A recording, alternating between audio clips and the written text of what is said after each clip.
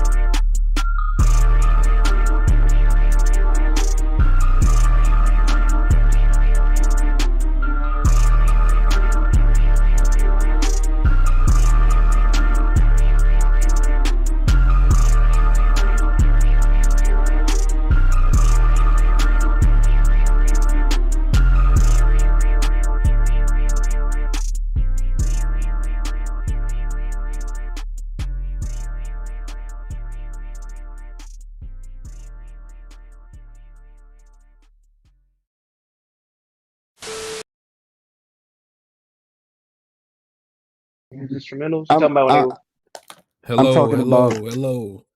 Missy did damn near all of them beats. That's what I'm talking about. Yo, chat, let us know how we sound. Let us know how the voices sound, how I sound. Yo. Everybody do a mic check real quick, please. Movie guys. My real podcast. 1 2. Miss you. The antennas back to business. Let's go. Now, real quick, B, I'm glad you're here, but I'm gonna need your assistance. I don't know if you know, B, we've been doing these verses with Alex's friends on Telegram, and last night we had a versus. It was Wu-Tang versus Tribe, me versus Red Pig. Okay, He already know, bro. We're talking about this. Hold on, Oh I'm my setting God. it up for everybody. Listen, I just want to point out, B, Red Pig pulled a loophole tactic. He threw sand at my eye. He had a razor blade in his glove. He fought dirty. The man played in a Tribe Called Quest battle. The man opened the rounds with Biggie, Give Me the Loot. Round 2, he played Lil Wayne, A Milli. Okay. Then a couple rounds later, he played Killing Me Softly by the Fugees. He was playing a lot of non-Tribe records, and his reasoning was, well, Q-Tip got a production credit, Q-Tip got a writing credit. And you know, because of that, he got a few rounds on me. He ended up beating me. Tribe beat Wu-Tang. Tribe beat Wu-Tang last night. Okay. It was an upset. Shouldn't have happened. Nigga, you lost that? Yes. Yeah. The judges. Now let me be clear. Hold on, What Tyreek. the hell? Tyreek, let me be clear. When you doing these verses, you at the mercy of the judges. Okay. Not all the judges were bad. There were a few judges that lost their mind last night, and they gave Red Peg the win. Now let me move on from that. I took the L. Let's move on. Next week, I believe we doing Missy versus Busta Rhymes. Nah, it's the week after next, I think. Okay, week after next. I got Busta Rhymes. B. Arsenal, I'm gonna get with you. I'm gonna need you to A&R. I'm gonna send you my list of Busta tracks. Hey man, I don't gotta send nobody my list. No, that's fine. But you don't have to do that. But you gotta do other shit. So I'm gonna do my. You know, shit. you know it's funny. You know it's funny. I had no help. last battle. Nobody helped. You me. had no help. Well, you did have help. Wu-Tang. I mean, not Wu-Tang. Lil Wayne, Affiliate was your help. Fuji's killing me softly was your help. So We were talking about this before we went live. Like I was just saying, like I'm gonna say it again. I'm gonna pretend like I'm saying it for the first time, right? We gotta implement the red peg rule because he played the same song twice. And had he not done that, what was it, 6-4? We might have had a different outcome. However, well played on his part. Props for that. Bonita and what was the other one? Killing Me. That's the same song, right? Damn near fire. But I mean, if we stuck within the parameters of the contest rules, I mean, that's 100% legal, right? Yes, but we got to change. That's fine. That. It wasn't. We didn't discuss that prior, so I had no idea we was doing that, or else I would have been more prepared. But also one time I was like, I got some surprise for you in this battle, so you ain't, that you don't know. Yeah, I about. did, and I used them. I didn't want to use them, but I did. So, yeah. That being said, I'm gonna need your help on the next one. But moving on from that, everybody in the chat, let me just explain. We late. We were supposed to do this shit at 10 o'clock Eastern. I set it up to start after Weapon Wheel, because Alex obviously is on Weapon Wheel. But, just a lot going on tonight. Red Peg was on his way home. Alex just got done streaming Weapon Wheel. He had some shit to take care of, so we late. Now, this is the plan. We're going to do a quick show today. We're just going to talk about Spider-Verse, Transformers, and Red Pig saw Fast 10. He can give his thoughts on that. For our next show, we can go more in depth with y'all. We can talk about. I believe so. This weekend, I'm seeing The Flash. I'm sure most of us are seeing The Flash. Yes, sir. There's some more movies coming out. I think Red Pig, Elemental. Yes, sir. Wasn't there something else besides Elemental? The Blackening that comes out Tuesday. I think Alex said he was interested in that. Okay. So, bottom line is, next show is going to be a longer show for y'all, where we can really get in depth with the movie takes and some other topics. Our plan right now is to do the shows on Fridays or Saturday evenings. It's just going to depend on what we have going on that week. But I'll keep y'all updated when we have like a specific date and time. So now we got that out the way. We're going to just go ahead and jump in with these topics. We do have a couple guests today. We got B. Arsenal here as a guest. He first of all, if y'all don't know, and I just found out, this man is the Transformers aficionado. He's here to speak about Transformers, and I'm sure any other movies that he may have seen recently. B, real quick, tell him your history with Transformers and why you are the aficionado. G1 Triple OG, man. Been there since the start. Know everything about it, comics, all that shit. Collectibles, I'm kind of up there, That's about it, bro. Now you've been a fan. You watched the OG cartoons and all that. I lived through it all. Okay. Fire. I'm an old head, man. Real nigga alert. Real nigga alert. We appreciate that. And it's not just BRs though. We do have another guest coming in. E-Rock, y'all know E-Rock.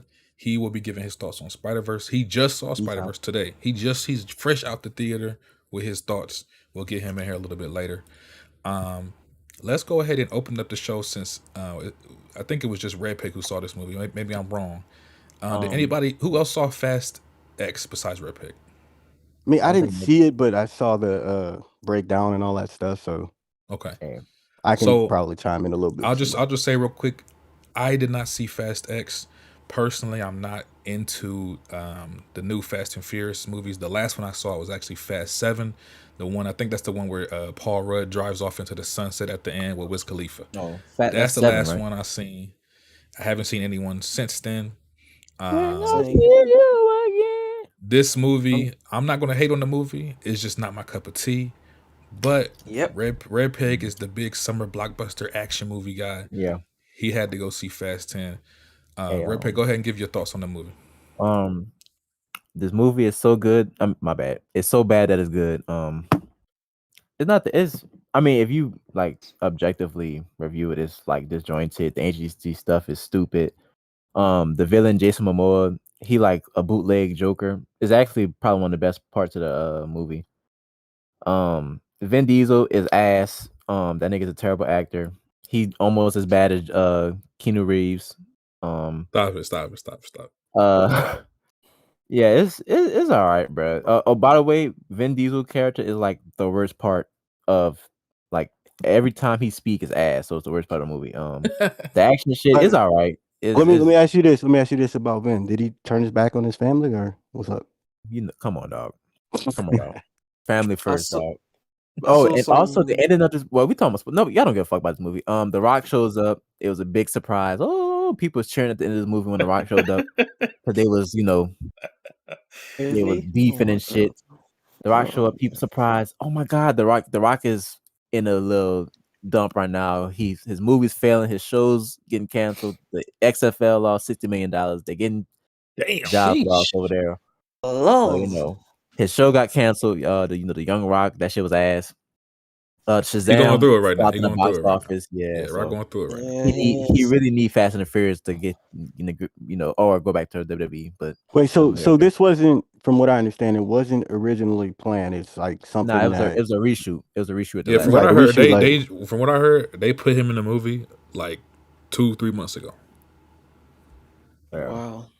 Also, Fast X is low key long as fuck. It's like 2 hours 30 minutes for I don't know why.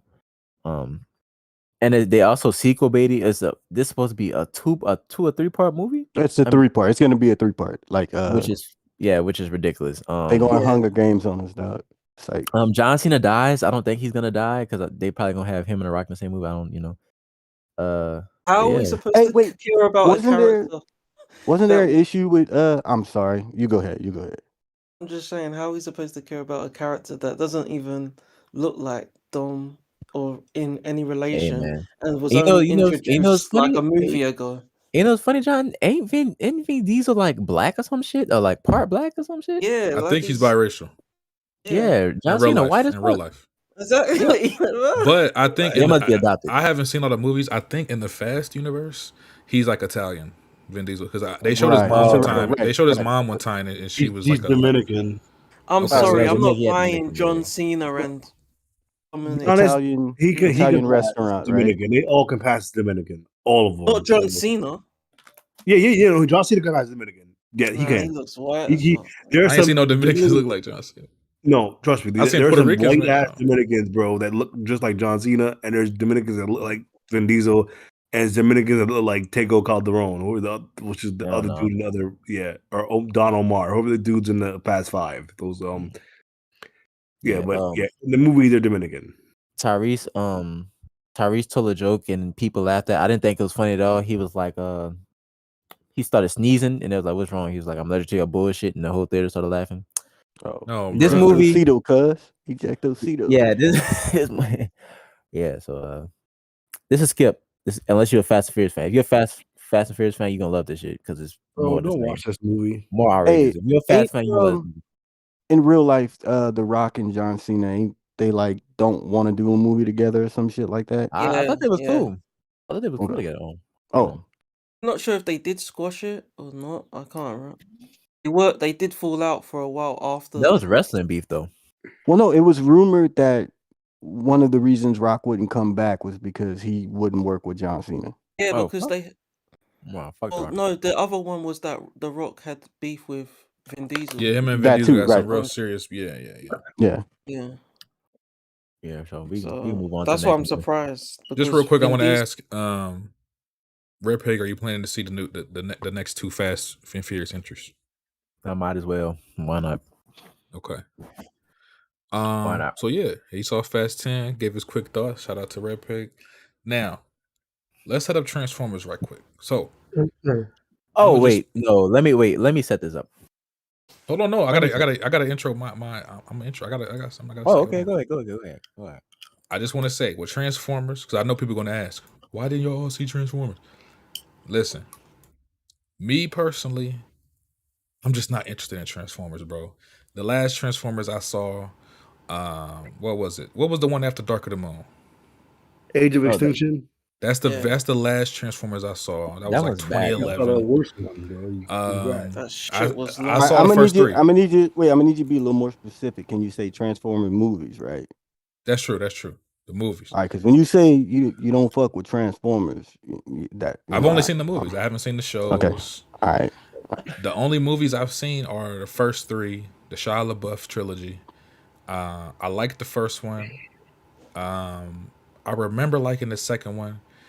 The third one is not very good. Whoa. I So you just prefer the third over the second. No, I just I didn't think want to you're, have to I put think you in you're the pack. That's all. confusing the second one for the third one.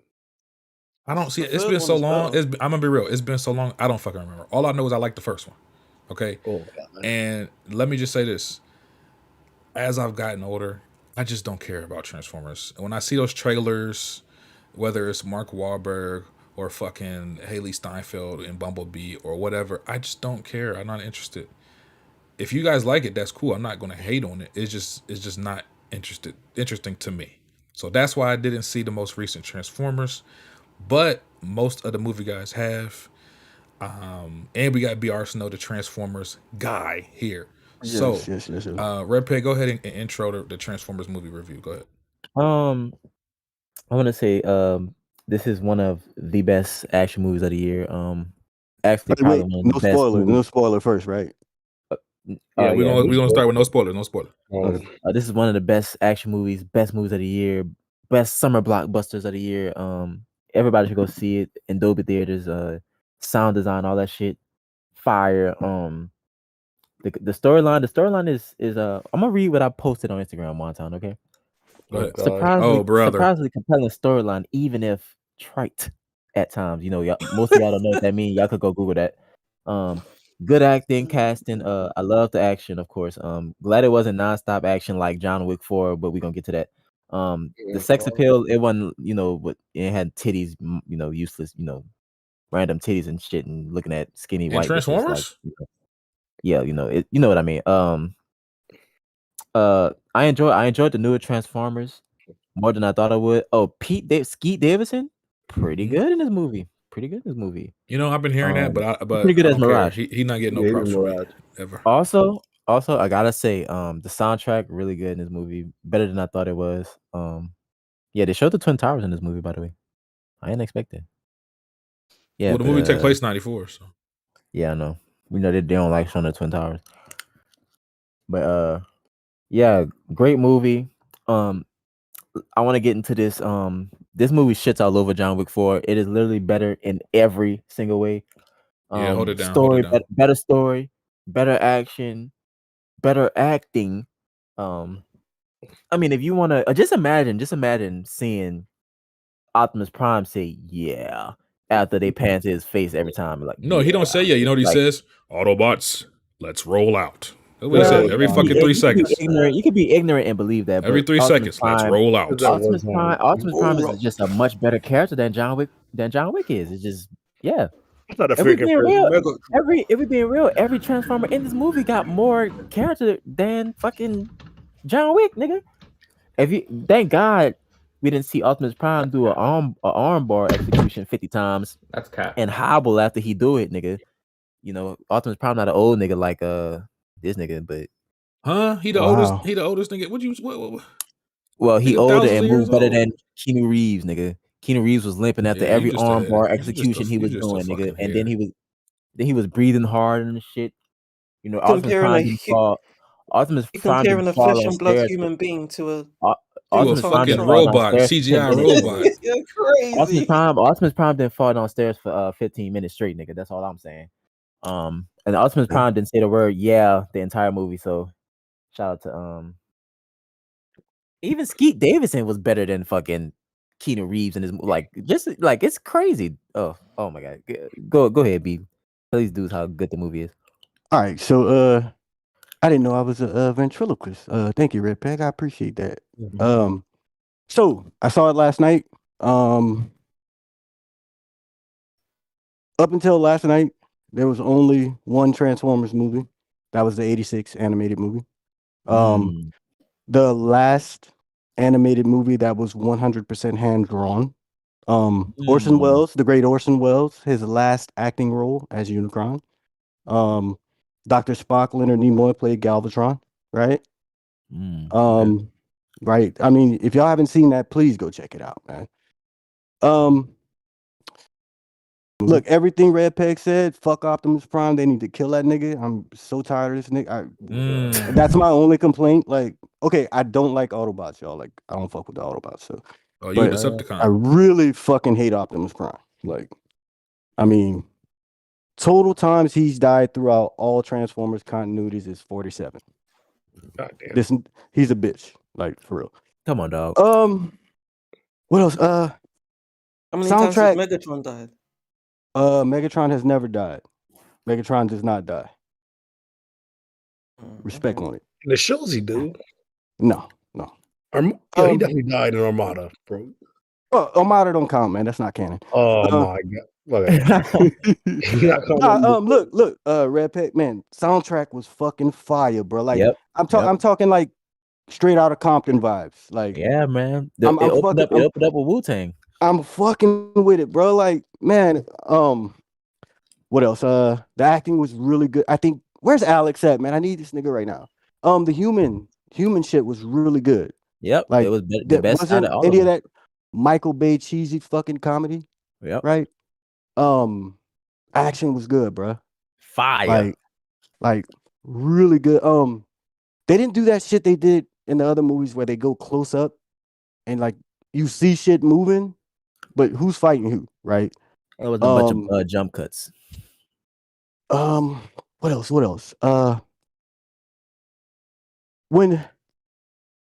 When characters got in trouble, and again, I'm being very vague for a reason. You felt it, like it had weight, Yeah. right? Tension. Yeah. Like, yeah, It felt like they was actually in danger. Like, they could die. yeah. And I mean, it made a difference in the plot, I feel, right? Yeah. Man, old girl from Swarm should have went up to Optimus Prime with a pot and bonked that nigga in the head for me. I'm sorry. Yeah, she was pretty good. She was pretty good in the movie. She was like a corny black girl. So look, I know like most people will not catch a lot of the stuff that I caught, but there was so much fan service in this movie, y'all, from like every fucking Transformers series, and it was well done. It wasn't like cheesy like the Star Wars shit, right? Where they just bring in Harrison Ford. Oh, look, it's Han Solo. The nigga don't want to be here no more. He don't want, like, they did it really well. Skeet, bruh. Yeah. You're good. Yeah. So Mirage is fire. Mirage, that's really not Mirage, that's actually Jazz. It's a combination of 3 characters from G1. Hot Rod, before he was Rodimus Prime, Jazz, and Blaster. Jazz and Blaster were black, played by black actors and perceived to be black Autobots. That's kind of the only 2 I fuck with. I'm racist. This nigga. But wait. Can it be racist if it's a robot though, Red Peg? Yeah, I agree with you. Right. Yeah. Machinist. I mean, those 2 robots in Transformers 3 were pretty stereotypical. Was that The 2? black one? That was You 2. talking That about was the fat one? That was 2. Papa Captain Bumblebee's ass. Yeah, come on. Yeah. Man, look. Oh, bro. Don't get me started with those, man. I want to talk about the versus the Michael Bay films. The explosions, right? I felt like the pyrotechnics or whatever you want to call that shit. It's like when you shoot an artillery shell in the sky and it does like a geometrical pattern or whatnot. That's what his shit was. Like, you mean to tell me this fucking alien Glock with the switch on it is gonna shoot like a 4th of July firework? Like, I'm glad they didn't have none of that shit in this one. Like, I mean, there weren't many explosions, right, Red Peg? I don't. There wasn't many. The last one I remember is at the end with Bumblebee. Hello? B? I'm just trying to think because like normally we're overwhelmed with the pyrotechnics and the Michael Bay shit. No, it wasn't that bad. When they pulled up, what's the bad guy name? The big bad guy. Scourge. When Scourge pulled up, Yeah. and, him and Optimus Optimus was fighting. That was that a lot of explosions there. Yeah, I yeah. mean, Scourge was literally shooting the buildings, and it was while they was running, trying to get out the building. So yeah. yeah, but So- I mean, it wasn't overwhelming. Hold on, I had another point I wanted to make, but damn, it's like it's so much. I took notes too, man. But like, fuck. So Alex complains about the CGI, and I agree. What do you think, Red Pit? What do you think? I like to see. I ain't. I mean, it was good for the. I mean, I don't know how. I had no issues with the CGI. It wasn't glaring. It was like any other Transformer movie. To So me. the Transformers themselves looked great. The problem was the environment looked crazy. Like the lava looked fake as shit. Oh, yeah, I remember that scene. Yeah, yeah, because that stuck out to me because up to that point, the CG was great, and then that last battle, they were doing a lot of shit. I'll give them that. They had a lot of stuff going on, and a lot of moving parts. But that lava, that just stuck out like a sore fucking thumb. And that's the part where, okay, I get why they probably didn't look as good because they had to animate the robots, they had to animate the beast, especially the beast Maximals, because those I feel like require a lot more attention to detail than the cars thing they've been doing for years. They're experts at making the cars transform into the Autobots or the Decepticons. But the animals something they haven't done before. I mean, they tried it with the Dinobots. Those Dinobots didn't really look like dinosaurs. They were like robotic. Like their animal mode, their dinosaur modes look like robot dino cars. It was weird. It didn't seem like they were actually like modeling Grimlock off of a T-Rex. They were like, just make a T-Rex that's just metal. It sounds stupid because they're a robot transforming, so they should be metal. But the beast, like the actual, like what's an Air Razor, looked like an actual eagle. You can tell that it's definitely a transformer, but oh yeah, that show's fire. Yeah, the Dinobots look crazy in the last two movies with the waivers. It did not look like realistic. And it sounds. I know that people are, well, is that supposed to be realistic? But there's just a look of it. I'm like, yeah, it just doesn't look. They put that much effort into making the Dinobots, and that's why the Bayverse movies. I was just like, y'all took like one of the most popular subgroups of the Autobots and made them like irrelevant, and they didn't really design them too well. The Grimlock was really cool, but to stay more on the side of the Beast Wars, like I thought Primal looked really good. I like his transformation. Oh, that was fire. Yeah, when he was like, Maximals maximized. Maximize. That was people fire. were fucking And all of them. cheering in my theater. And I feel like if you grew up watching the 90s TV show, this movie's like it doesn't hit all the check marks that because they were missing the Predacons. And that they didn't show up in the movie. That's like the Decepticon version of the Max, like of that era of Transformers. But for them that's why I hope that going forward they do introduce the Predacons in another movie. Because I do want to see like Megatron. They kind of did. Wait, let me catch this real quick. So, the animal Transformers, the Beast Machines or whatever, they look realistic because off screen in canon they're part organic. Yeah. So. Real nigga alert. Real nigga alert. Wait, so when so like when Scourge was like finally a challenge, he won't fight the what's the Hawk, the flying one name? I forgot the name. Air Razor. Air Razor. So when she pulled up, there was like finally a challenge. So I was like, damn, is Optimus Prime that weak or some shit? I mean, he just respect them. All right, so bro, I've been saying that for movies. That nigga always getting his ass beat, bro. He was fucking niggas up. Am I the only one who remembers when he beat the shit out of like 20 different Decepticons in Transformers 2? And then what happened right after that? What happened right after? He had his wings and shit. That was fire. No, but Optimus in the Bayverse after movie one, he's pretty much a murderer at that point. Like that nigga. Yeah, he was slaughtering niggas. He did a Sentinel, even though Sentinel kind of got double teamed and shit. But at the end of the day, like Optimus in this movie, remember, this is the Optimus that's not trusted humans yet. He's still and he just sent these people off Cybertron, and he's feeling like shit himself because he's like, damn, we stuck on this planet, and he thinks he made a mistake even sending them there. I know it's fine. Go ahead.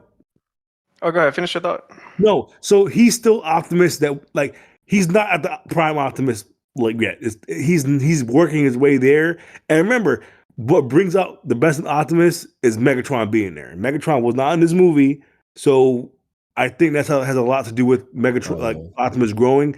But you need for the best of Optimus to come out, Megatron needs to be there. He's not in the movie. Scourge. I got two questions. But yeah, 2 questions before I get my thoughts about the movie because I've been listening to y'all. Optimus Prime, how old is that nigga? Because for Optimus Primal to be named after him, I'm like, yo. Wait. It's time travel. It's we time got some time travel stuff going it's on. time travel. Oh, so okay, Maximals are actually in the future. They're 300 in the show. They're 300 years after. Yeah, they're the descendants of the Autobots and Decepticons. So I remember she said, "I'm your past and your future." She said that to Pete Davidson's character. Yeah. So Optimus Prime, whatever they ended up dying or 300 years or whatnot. So that Primal's that era's version of Optimus. You know how I know I'm not tripping that he was kind of lackluster on the fightiness. When the ape looked at the nigga and said, I kind of envisioned him a little differently when he was talking to Air Razor. Yeah, because primes are usually like in continuity and shit. No one's really fucking with a prime. Like it's like when you name prime. Man, stop. Okay. No, hold on. There are certain exceptions, but when you're named the prime, this is like a universal thing. The Cybertronians, you just are that nigga. People are not gonna fight you based off of you being a fucking prime. Like, hey, bro. Can I ask? People that can be primes, but for the most part, 99% of everyone, unless you're like Grimlock or someone like that, you're not fucking with a prime. Did we meet Grimlock in one of the movies yet? He's hold on. T-Rex. What was the main character's name? The guy, the human guy. What was his name? Like Logic. You like Logic a little bit. What's his name? Noah. Noah told this nigga, he's like, bro, you want me to trust you? And you lost your fucking planet? You want me to trust? Nigga, you got checked by a human, dog. You a bitch, bro. They need to kill, bro. I swear they need to kill Optimus Prime off. They're never gonna do. They're never gonna do that, bro. What you want him to do? I got another question. I got another question about the origin of Run him over. So I don't know too much about the universe. So y'all let me know. Unicron looks like a giant plant-eating ass nigga, like the dude from the Marvel, right? Galactus. That's what he reminds me of, right? Yeah. He's okay.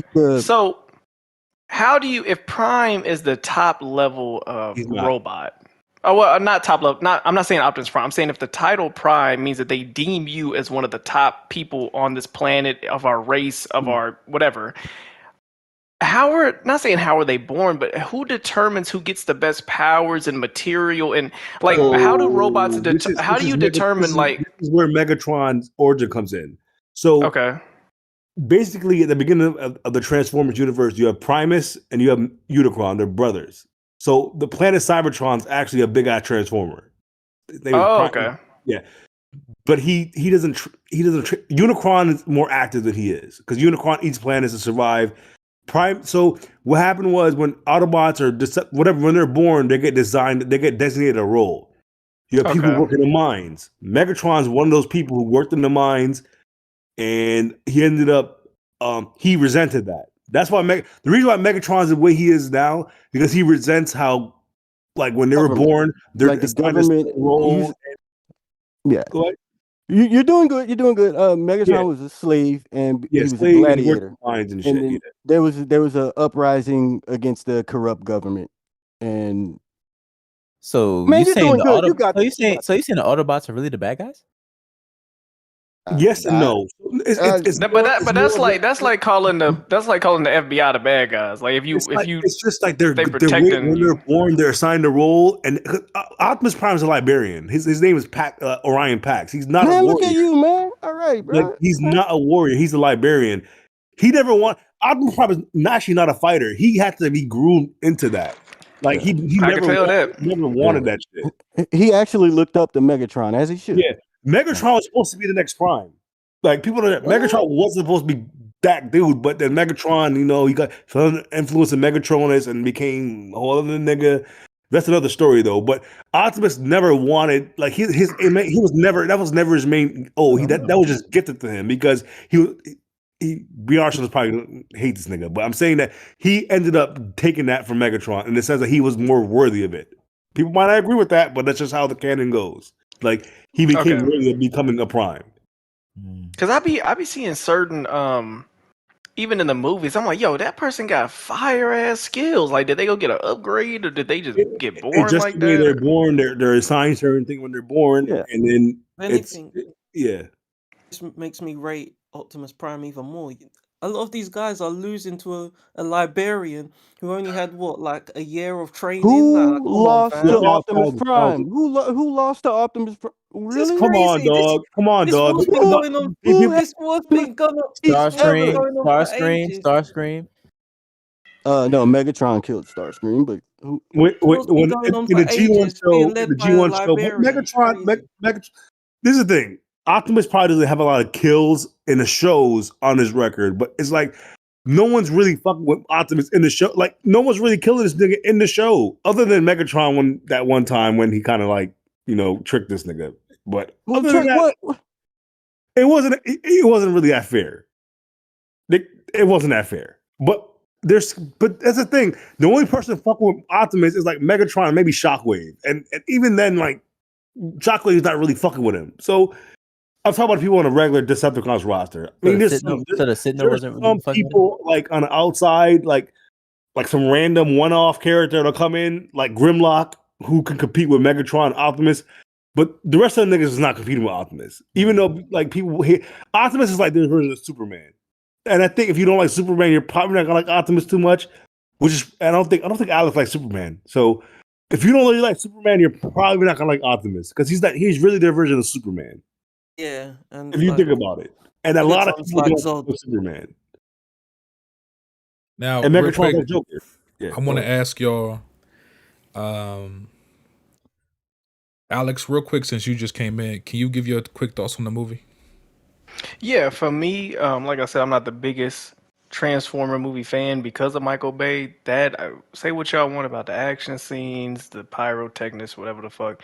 The dialogue in those movies were abysmal. I remember, what Transformer movie was it where it had the two little twins that were the Yeah, Volkswagen Bug? I'm gonna Yeah, pop a that's cap in your what ass, Bumblebee. Yeah, Yeah, that's yeah. what I'm That's talking what Bridge of about, the Alex. Fallen. Okay. Bridge of the Fallen. Bridge of the Fallen. My mom and I walked out of that movie. That's how bad. Once they said whatever line it was, my Yeah, I'm mom gonna and I pop a looked at cap each in your other. ass. Yeah, yeah. We walked out of the movie. So ever since Yeah. then, I don't even think I don't think I saw another Transformer movie after that. That's how annoyed I was that we spent money to go see that. So with this movie, I went in with low expectations. The best thing about this movie to me was that there was human interaction because of course they're on Earth, they have to, but it wasn't that much. And to me, I was like, thank God the little interaction they do have is not too annoying. It's kind of like Uncharted, damn near. Is like, well, how do we find this? We gonna go to Puerto Rico. Where do they go? Ecuador, nigga. Like, Wait, where do they go? let me stop you Peru. real quick. Because you made a good point. You made a good point the other day, and I want you to say this again. The way they met the humans and how that happened versus we going to buy a car from Bernie Mac. Like, I think Right. So speak on that. one thing I noticed, one thing I did like was that there was actual reason to have humans. It was, excuse me, I'm sitting there drinking this lemonade. It was a human is here now. What y'all want to do with him? He can have some utility because we can't just walk around as giant robots trying to do not espionage, but we have to sneak in the spots, whatever, blend in. Cool. To me, that was more believable than the way they set it up, where she was already looking at archaeological things and it just happened. She worked at a museum. To me, that makes way more sense than somebody going to a yard sale, getting into the car and be like, hey, this is pretty good. What is this symbol? And then it just, now I'm a robot. Like, nigga, huh? Like, I never liked that. It wasn't believable, and it didn't make me care about any character. I fuck with Shia LaBeouf, but I don't give a fuck. You didn't care about Optimus. Wait, Every let me time stop. you- Let me stop you right there. So I'm gonna give you guys some little backhand canon right here. So at one point the Transformers had to merge with the humans because there was things that they couldn't do. And that was called the golden age of Cybertron, where they start to merge with organics, right? That's what led to the beast machines, those forms, because they're part organic as well. So that was a good little G1 Easter egg. And there's, like I was saying earlier, there's like a ton of them in there if you know the backstory. So sorry to cut you off, but you No, reminded you me of good. that. So Um, So I'm okay with the human involvement that there was. One thing I don't like about the humans, since I'm talking about it, the way these actors reacted to the fact that there are giant robots in the 90s talking to me, future technology. I'm sitting here soldering a VHS box to watch music videos on, and I got a giant future robot staring at me, and I'm like, "Hey, y'all, man, I got a curfew, man, nigga, huh?" And then your little brother who in the window, I know you're a robot. Just take care of him, or I'm gonna come after you, nigga. Shut the. There was a giant robot alien in front of you, and y'all are just casually, okay, yeah. And then the girl that was it. What's the girl name? The black girl that was in the movie, with the goddamn, Swarm, the hit Yeah. the nigga in the head with the pot. Okay. Swarm, yeah.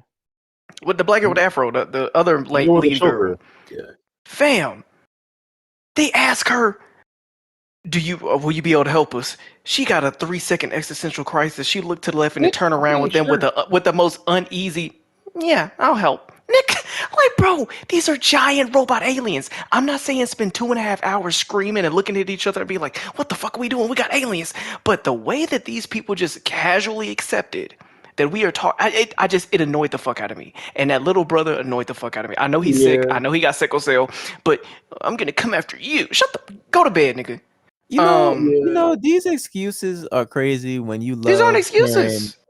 I mean, these complaints. My bad. These complaints are crazy when you love hearing John Wick. I know you're gonna say John Wick for 3 hours. Red pick. I'm gonna respond to that. I'm gonna respond to that, and then I'm gonna go to my next point. John Wick's point of that movie is for it to be stupid with little dialogue. That's literally the point. We've talked about it before. How the director of the movie. You could argue the same about Transformers being. No, you wouldn't. No, you wouldn't. No, you wouldn't. No, you wouldn't. People. You think the director of Transformers said, they gonna think this is. They know we doing this to be stupid, right? They don't think they don't know how to write the human characters in a way to like. Okay, this is the thing. I feel like they need to do and I think the next movie is they need to do a Transformers movie without any humans being in at the forefront. I think they have to make it relatable. That would just be a animated movie. And that's the thing. That's the thing. I wasn't hung up on it like that. I'm saying, like, bro, at the end of the day, it's a movie. There's going to be a suspense of reality. I'm not the nigga that come here and be like, those aren't real. Robots aren't real. I'm not saying that. It's just, if you're going to do it, sell it. Don't half-ass do it. But I did like the dynamic with the main Noah and Pete Davidson's character. Pete Davidson actually wasn't annoying as I thought he was. He actually had some funny moments, especially when apparently he improvised that line where he said, "You were inside me." Apparently that was improvisation. Which is fire because that was probably the funniest line he said to me that whole movie. The only other bad thing about this movie was the CGI and the frame rate drops. What? Oh my god! I noticed the CGI. The CGI was so fucking like okay. Prime example, no pun intended. There's a transformer that we see like that dies or whatever, right? His body is laying on the ground, right? Was it an Autobot or a Decepticon? Bumblebee, nigga. Y'all trying to spoil it? Look, y'all, it's not that deep. Look, I don't want to spoil nothing. There's a transform. It was a robot. The robot is laying on the ground, right? It was an Autobot. Fam, y'all, I'm trying not to spoil nothing. Nigga, it don't matter. I'm not. Like, I'm just saying. The movie just came out. Y'all, hey man, the movie it just came out. Because that's not my point. That's not my point. That's not my point. That's not my point. Okay, this nigga, bro. Look, a robot dies. Something that CGI dies. The nigga laying on the ground. It literally looks like this is some like they put a sticker on the ground. Like the graphics do not mix well with the environment. I'll go to another example. When that big Mark Henry gorilla transformer was running up that fucking hill in Ecuador, that nigga when he was climbing up that bro, the CGI does not look good. It doesn't look flesh. It doesn't look flesh with the environment. CGI. You've never not complained about CGI, nigga. Red Pick, because I've seen good CGI. So when I see bad CGI, it sticks out to me. How is that hard to imagine? I'm gonna pull a wonton on you. How is that hard? No. I'm gonna pull a wonton on you. It's because you watching it on that shitty projector. You don't watch it in Dolby Vision. Oh my god! I literally look. I literally went and watched it. I don't remember Alex complaining about CGI with Guardians 3. Thank you. I actually gave him a compliment. And on top of that, I didn't say that the whole movie was bad CGI. But when it happens, it happens. That's what I'm saying. If you put the robot right there, the robot look cool. As soon as you put the robot in front of a tree and on a building, in front of this, in front of Bro, that, the that shit look lava, weird, that bro. lava looked insanely bad, bro. That lava, I was like, yo, what Fam. the fuck? The shit from Lord of the Rings was 20 years ago. Look better I'll than get, lava bro, in that movie. the lava from the Northmen look better than that. Let me say this as well.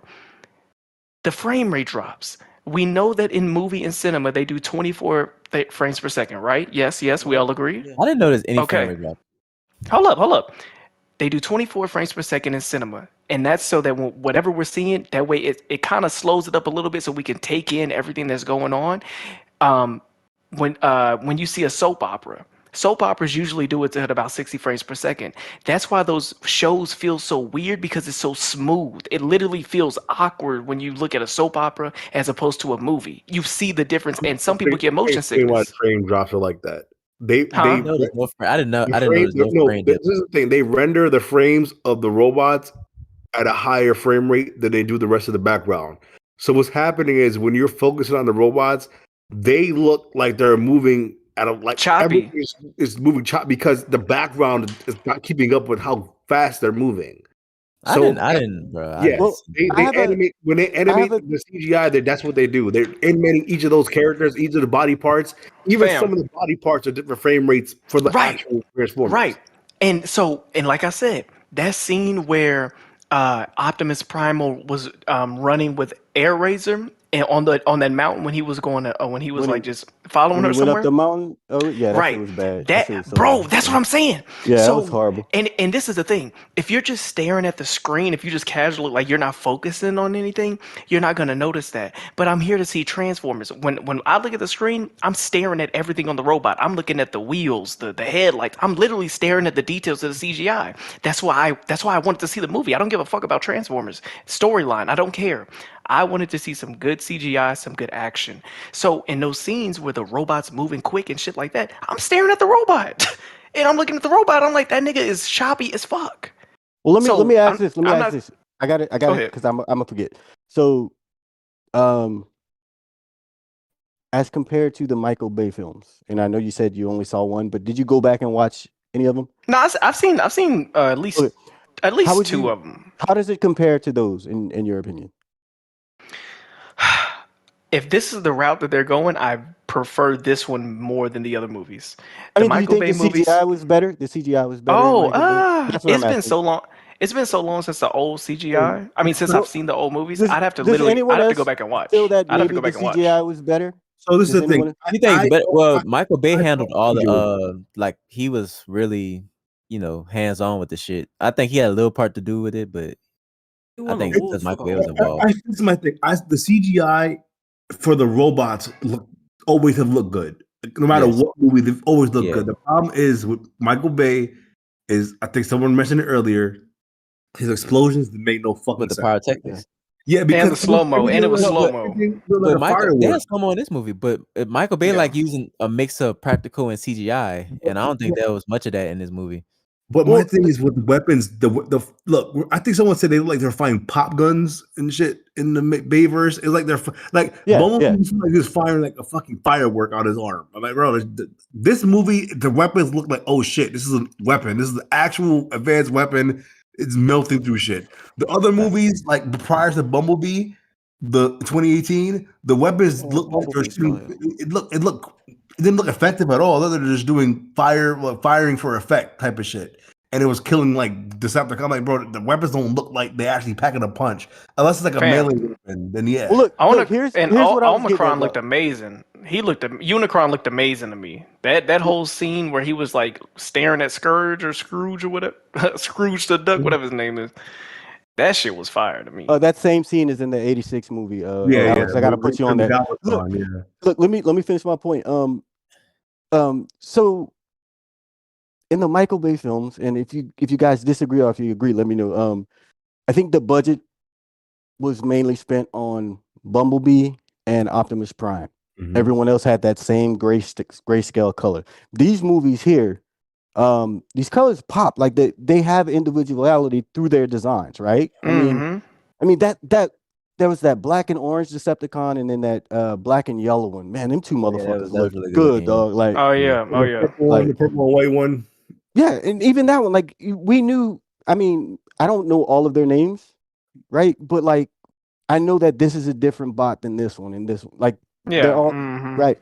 And we didn't have that as much in the Michael Bay films, right? Yeah, and the Michael Bay one, it was like, okay, that one's the green one, that's the gray one, Because the that's Michael Bay the film, red one. all the Decepticons had the same type of frame, Right. and this one is they don't have the same type of Mhm. Like frame. they spent the budget on Yeah. Optimus Prime and Bumblebee. Like,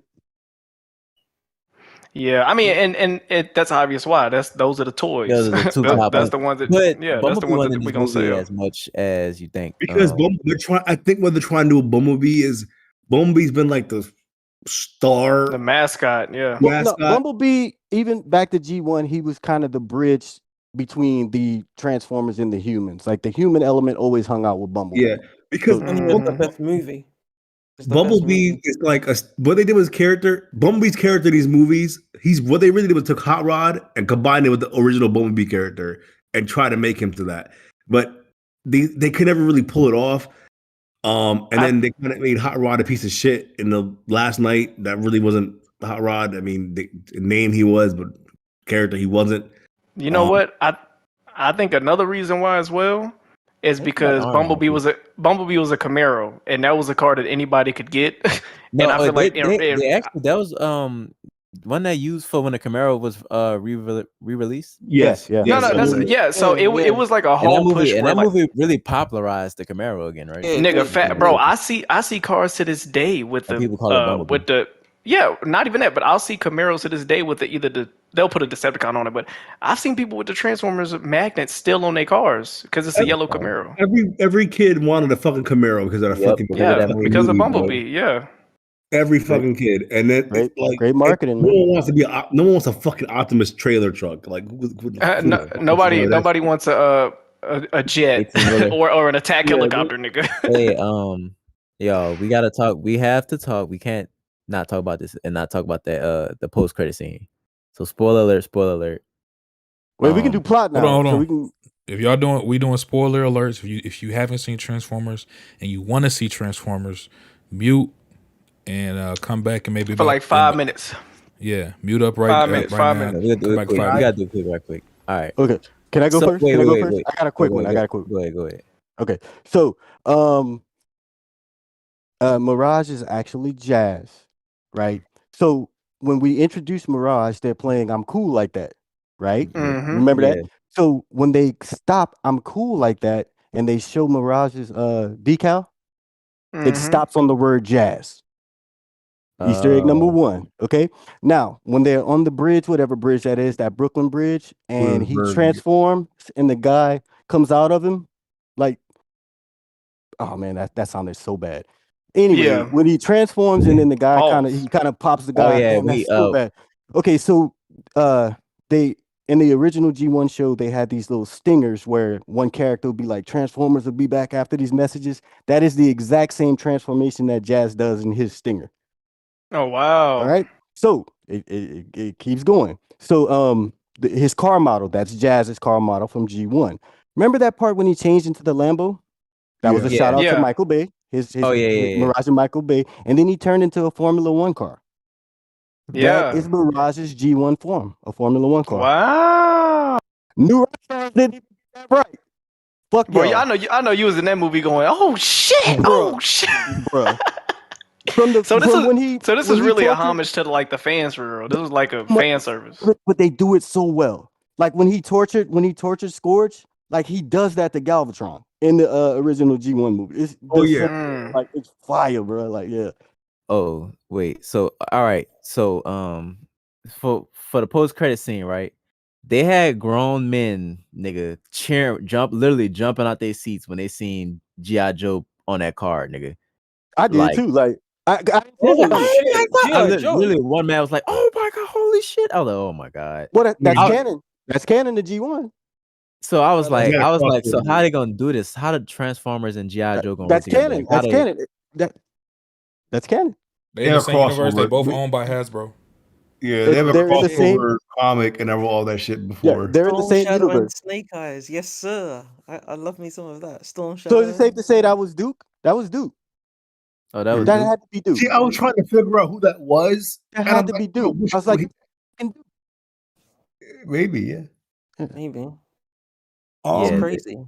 They had That grown was- men for that shit. I'm man. surprised though they didn't give anything. I was waiting for a Megatron thing to pop up, but they're really keeping Megatron out of these movies, and I think that's a good thing because I feel like they overused Megatron to a point where he became a joke character in the Bayverse, Yeah, and then they brought him back he as got killed by Galvatron, and Prime, then- but like 3 times, right? yeah, he came in his ass kicked. I'm like, bro, okay, I get getting his ass kicked once or twice. Getting your ass kicked for 4 movies in a row, you need to take a break. But I was just I like the post credit scene when they built Jazz back up. I thought I was Mirage now. Yeah, this is Jazz. Yeah. Yeah, so when they built that was cool. But I was surprised they just didn't allude anything to the next movie coming out. I'm like, damn, we're really not gonna know what they're doing next. Well, they did. They did. Credit scene. Did you see that? Which one? There's another one. Your mic. Your is mic fucking going up. out. Your mic going out. Oh fuck. Yeah. Oh shit. How's it I now? can hear. We can hear you now. We can hear you now. You good? Okay. So there was another post-credit scene. Whereas there's this black car and it transforms and it's like, I see you, motherfucker, and you hear Bernie Mac talking. What? The hell? Huh? So they're alluding to the Michael. I mean, I guess I don't think it was probably like where the next one is gonna be, but I thought that was cool. So Barricade, the Decepticon police car, he found Bumblebee at the junkyard. Okay. Oh, I see. But technically, in the Bumblebee movie, he was at a junkyard too. Yeah. Wasn't he? Yeah. Well, this is all before Michael Bay, so yeah. technically that's cool. But The I don't know Bumblebee if that's where movie they're still, going, but like, I mean, It's probably I just think Easter it- egg. I'm gonna be honest, the Bumblebee movie still sounds like the best one, better than this, but I'm gonna check it out. Yeah. I mean, this is the thing. The Bumblebee movie was a nice standalone, like, contained story. And that's probably what they need to do going forward. Because you can't really have every movie being, oh, this is the end of the Connected. world. This is Yeah, the end of the yeah. world. Over and We over got- again. yeah, the Decepticons can't get it. We got to get it, and then Yeah. But I like But these that's what self-contained stories. That's what Hasbro is doing. That's the whole reason why they put in G.I. Joe. It's not gonna be, it's like, in self-contained stories. Like they want. What? If anything, Hasbro are trying to connect 2 universes together. They're trying to connect their failed G.I. Joe universe and this one. Yeah, yeah. G.I. Joe been fucking But quiet. G.I. Joe, they're trying to get younger kids. Like when we were kids, we like G.I. Joe. I don't think this generation of kids give a fuck about G.I. Joe. right. Not Okay. even G.I. Joe action figures, nigga. Like No, but toys, that- nigga. They don't I mean, give a fuck only about action that. figures that sell is like fucking Star Wars. Like And that's probably it. wrestling men a little bit. Yeah, I don't even think wrestling sells. It's really just Star Wars and MCU and freaking Marvel. That's it. Transformers and G.I. Joe used to be like the top toys back in the day. If you go in KB Toys, Toys R Us, I remember that. My man I said remember KB toys. bro, that shit is so. Transformers toys do not stay on shelves. But back in the day, it did not stay on. That shit was gone. Like it was. But nowadays, you put Transformers toys on shelves. That shit is out there. You're not never gonna find what you need. But back in the day, like. I don't know you watched the trilogy they used to be on Cartoon Network, the Armada trilogy. When they put those toys in stores, that shit was sold out within days, and they never came. They never made them again. They don't remake these shit. They put them out and leave it. It's gone. So that's what Transformers. It's really just a movie. It's a big ass advertisement. I love the story. Yeah, It's a big ass ad. like- People, yeah. From a film standpoint, Hasbro trying to put these 2 franchises together is just gonna be a disaster. So yeah. Well, I mean, I don't know because I mean that, like I said, Well, it that's- might give a reason that's for canon. humans. That's canon. I mean, I guess so. My thing, as long as that movie is self-contained in its own thing, maybe it's a spin-off movie, and they're like, so sorry. that's what I think. I think it'll be a spinoff, and then we'll have some characters maybe pop in here and there.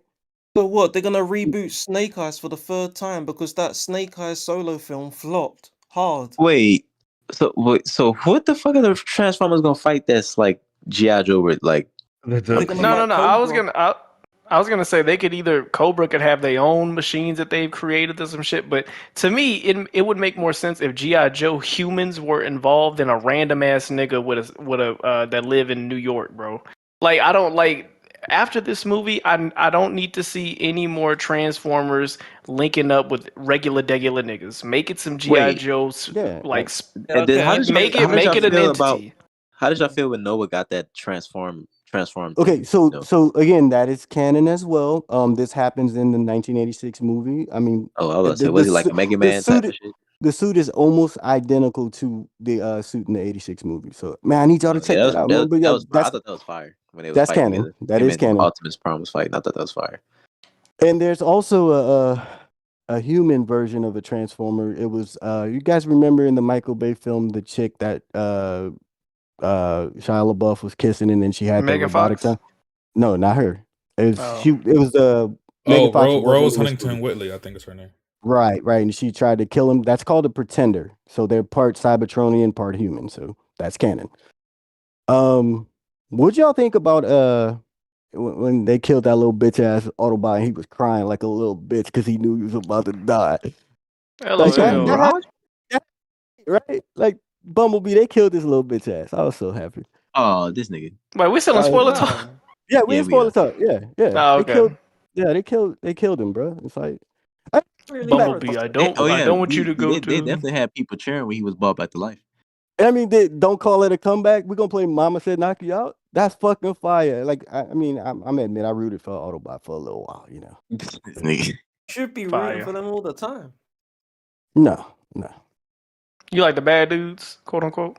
Yeah, man. I mean, when we get off here, I'm good, gonna watch bad, some it's a we're gonna watch matter of some perspective, man. Transformer lore. We should when this movie comes out on streaming, we should have a movie night and watch this. Yeah. Yeah. I'll watch it. I'd be down here to run right it back. Okay, I kind of want to go through some of the key moments with y'all, man. Like, I Only think y'all thing, would do I like. That's gotta what I watch was Bumblebee? thinking, yeah. Do I gotta watch Bumblebee if I watch this? I didn't. Bumblebee's you don't have to. it's a really good movie. I think y'all need to go watch that. Yeah, Like, Bumblebee is cool, but you don't need to watch this movie. They have some Optimus Prime mentioned something about that movie, but yeah, she just So- mentioned that how he met a human that they trusted, like he trusted. I was talking about the girl, Gwen's voice actor. What's her name Yeah, again? Haley Steinfeld. Yeah, so that movie was really good because when I watched that movie 2018, I was like, yeah, whoever is taking, like, if this is how they're gonna start doing the movies, great, because the Bayverse just got too insane. Like, it got too insane, and they could have. And I wish they just went full. Like, if you're gonna bring Unicron 100%. Bring him. Don't bring a part of him in the movie. Bring the entire Unicron in that bitch. And that's what the Bay universe kind of strayed away from. They're like, yeah, let's mention a Unicron, but let's not really bring him in the movie. And I like how this movie like brought Unicron into like the actual universe. He's Nigga, not every like, time he was on screen, the guy went crazy. Yeah, in my mind, that nigga looks lit, bro. Like that design is fucking did you amazing. see when he ate that planet though? Like that. Yeah, that's what I'm talking about. Like nigga, you saw his teeth sinking into the crust, and then you just really think about like the sheer size of. He was crushing that shit like it was a goddamn crate, nigga. Like, I'm like, bro, that is an entire planet. All right, we're gonna watch 86 Transformers on a movie night, though. Y'all gotta see this, bro. Like, yeah. You gotta see what I'm just mad he didn't transform in the movie. I always wanted to see that shit, but they're probably gonna make that the next movie. That's where all the budget's gonna go, making that nigga transform. Yeah. So let me ask y'all, final thoughts. Do you recommend the movie? What kind of score would you give it? Final thoughts. Let me go first. 9 out of 10. One of the best action. Damn. I mean, you know what? Probably the best action movie of the year. Much better than John Wick 4. In every way imaginable. Everybody should go see this movie. Let's get this movie to $1 billion. Don't pass me that blunt, but I'm gonna say I'll give it an 8 out. Like, I was going between back and forth 7.5, 8 out of 10, but I'm gonna make nostalgia win out. I fuck with Beast Wars. That's probably the first Transformer show I watched that I actually understood what was going on. There was one that came out before, but you know when you're a kid and you just look at shit just to look at shit. But Beast Wars is the one where all right, I understand language now. I understand like at a basic level, of course. And I was like, yeah, that was the first show I looked at something and was able to like, all right, understand what keep up with the story. Yeah. So I give it an 8 out of 10 because I wasn't expecting them to make a Beast Wars movie, and when they announced that like a year and a half ago, I was like, my mom called me and was like, "Yo, you know they're making a Beast Wars movie." She knows how much I fuck with that shit, and I was like, "Yeah, I'm definitely gonna." So I'll give it 8 out of 10. It's not the best Transformers movie. I do think Dark of the Moon's better, but for this new post Michael Bay universe thing, I thought it was the best. I thought it was better than Bumblebee, and that's probably this nostalgia talking. But next person can go. All right. As somebody who, go ahead. No, you got it. Let me go last. Okay, I was gonna say, as somebody who has no faith in the Transformer IP because of how bad I thought the Michael Bay films were, this was an enjoyable movie. The CGI to me was damn near. It was just unforgivable to me in certain parts, especially with the budget that a film and an IP like this should have. Me as a casual, if I'm just casually watching a movie, I shouldn't be sitting and just staring at shit be choppy. That's unacceptable to me. So I'm not gonna give it a score, but I'm gonna just say if you're not a big Transformers fan, this is still worth the watch. I think because the story is still like good. I like the story they had with it, and the parts that was good, it was really good. Is that me? Yeah, go ahead. All right, so after the 2007 movie, I said I'm never watching one of these again. This shit was horrible. This nigga said Bumblebee stopped lubricating on it. I'm like, come on, this is fucking what the fuck, right? But secretly, I go at the earliest viewing and go see all of them, right? I've got low expectations on all of these, just like I did on this. I actually like Bumblebee. Bumblebee was good. The Cybertron scene in the beginning, that shit was fine. Good. That's my shit right there, right? G1 Cybertron, let's go. Fucking with Bumblebee, it's okay. This shit, I was like, man, it's gonna be ass. Nah, bro. This is the one. This is the one. Like I said, I'm putting my stamp on it. If I gotta rate it, I'm gonna give it an 8 out of 10 because deducting a point because why is Optimus still here, and why you gotta bring Bumblebee back to life? It's like just let these niggas die. They weak, you know. Even though when he came back, it was good, but still, yeah, go see it, man. Like I'm actually gonna go see it again. Real talk. Okay, cool. I will say this after hearing y'all talk about it. Like I said, I'm not really into Transformers all that much. As a kid, when the first movie came out, I was a kid, man. So as a kid, I enjoyed it. But hearing y'all talk about it, I think I will check this out when it's available online. I believe when I see it. Maybe we can watch it in Discord. I wouldn't mind doing that. But let's go ahead and get to our topic of the show. Fucking Space Rock, you'd have seen it already. Oh, go ahead, my bad. Hey, would any of you be interested in maybe collabing with me on where I can do, hey, this comes from this comes from this? Would any of you guys be interested in that? Because I really want to do that. Like an Easter egg, like yeah, like an Easter egg, but like because I mean all the other spoiler channels, they all fucked it up, man. Like I really know you got that that shit, with Tyrek, my nigga. Tyrek is the yeah, you know, yeah. All right. Yeah, I'll do that. Yeah. All right. But yeah, so enough of Red Pig's bias and hypocrisy. You put a robot on the screen where a dinosaur, Red Pig, is getting a boner and he's screaming at the top of his lungs. I bet if Transformers was on a Space Rock, you'd like, oh my They God. had a movie in space and it was ass. So anyway. Oh wait. We had a Pac and Biggie cameo in Transformers, y'all. Like, okay, we done though. We did those. That was a Pac and Biggie. Both Pac and Biggie were in the movie. If they had an asteroid in there, Wonto would have lost his fucking mind. But I'm like, go on. They did that already. They literally had a movie about the moon. It was ass. So, yeah, let's talk about our topic of the show, man. Spider-Man Across the Spider-Verse. Okay. Lord. Let me just intro this movie before we get into it. I saw the first movie in 2018. It shocked me. I was not looking forward to the movie back in 2018 when they announced it. As a matter of fact, I don't think I was actually going to see the movie. The main reason I saw the movie is because back in 2018, AMC had introduced their AMC A-List program, and I joined it. So I used it to go see Spider-Verse on one of my days off from work. The movie blew me away. Pause. It completely shocked me. Like I said, I wasn't expecting it to be that good. I wasn't expecting anything. I went in with no expectations, to be honest. The 2018 movie is amazing. A really, really good Spider-Man movie. And like a lot of people, it made me really like care about Miles Morales as a character. Now, this movie, when they announced it, I was like, okay, fire. The first one was good. I'm excited to see what's going on with this one. I was looking forward to the movie, but I wasn't necessarily hyped for the movie, if that makes sense. Like I wasn't like, oh man, I can't wait for Across the I can't wait. I was just like, yeah, I'm gonna go see it. I'm looking forward to it. Bro, that's how I was, and y'all was on my no. You was hating. You was like, I don't think it's gonna be that good. I'm not looking forward to it. I didn't say that. No. I didn't say that. You literally said I'm not looking forward to it. I was looking forward to the movie. I was looking forward to the movie. I just wasn't as hype as some other people around here. Now, hey y'all, hold up. Thanks for having me. I appreciate the invite. Look forward to coming back, but I got to dip because I haven't seen this yet. All right, bet. Appreciate you, B. Yep. I'm gonna get E-Rock in here in a second, by the way, y'all. So, anyway, the movie comes out. I went to go see it last weekend, and just like the first movie, off the rip, it pulls you in. The movie completely shocked me. I'm gonna give my quick thoughts because I want y'all to go in. First of all, the animation on this movie, fucking amazing. They topped whatever animation I've been they muted did. This whole time. What the fuck? Whatever Is this a spoiler cast? We're not doing spoilers just yet. We're just talking about Spider-Verse right now. Okay.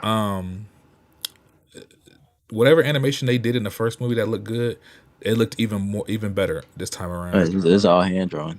The action sequences looked amazing. I really loved how each world felt different, whether it's Gwen Stacy's world, Miles's world, Miguel's world. They all had their own art styles. Even the villains from each universe had their own art styles. I thought that was fire how they did that. One thing I really loved about this movie was how they did the villain, right? They set up a joke villain that you guys see in the trailer, The Spot.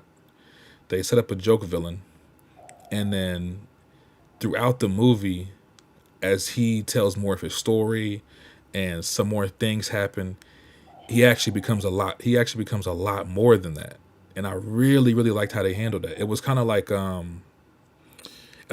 nobody was expecting that really. You know, when they introduce him, you're like, okay, he's just a little joke villain. He's gonna beat him and move on. And it's like, no, they actually they flesh him out and he becomes a real threat. But even more than that, well, I'll say that because that's kind of a spoiler. What else do I want to say real quick? I don't know, man. I don't want to say too much without spoiling. I just want to say this movie is a really, really fun watch. It's about 2.5 hours. The theater I went to had about a 30-minute preview, so really I was there for 3 hours. The movie flew by, bro. Like, I'm talking about I was about to say, it didn't feel like 2 hours, bro. Bro, when they got to the end, I was like, wait, it's about to end? Like, right now? I was not ready.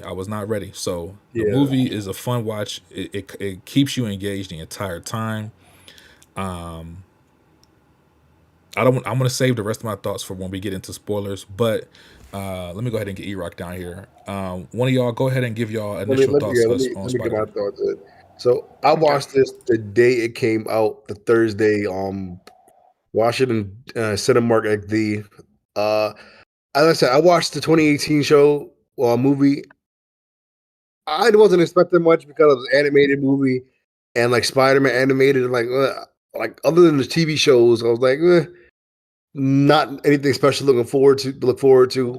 Watched it. I was pleasantly surprised. Really good film. This one blows that film out the water. Like in terms of animation, whatever they did in the first film, they put that shit. They took that dial and put up the 20. Like animation was really fluid.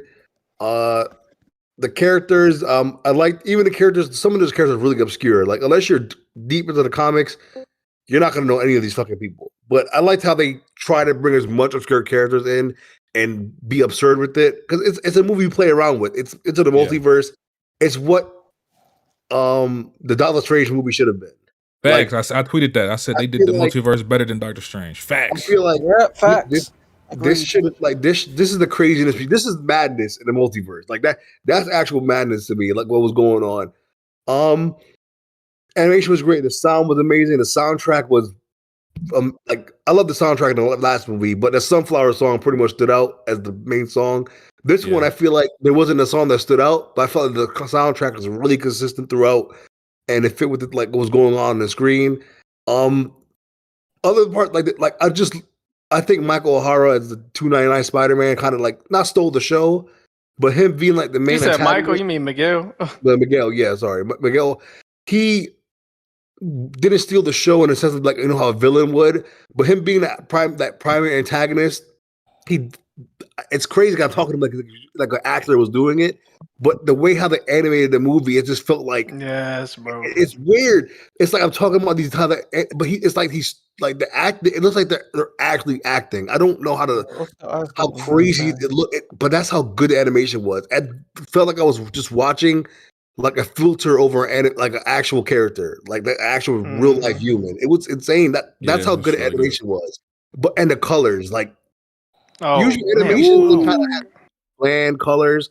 I felt like every single frame in that movie, like you could just point out like there was a big contrast in color.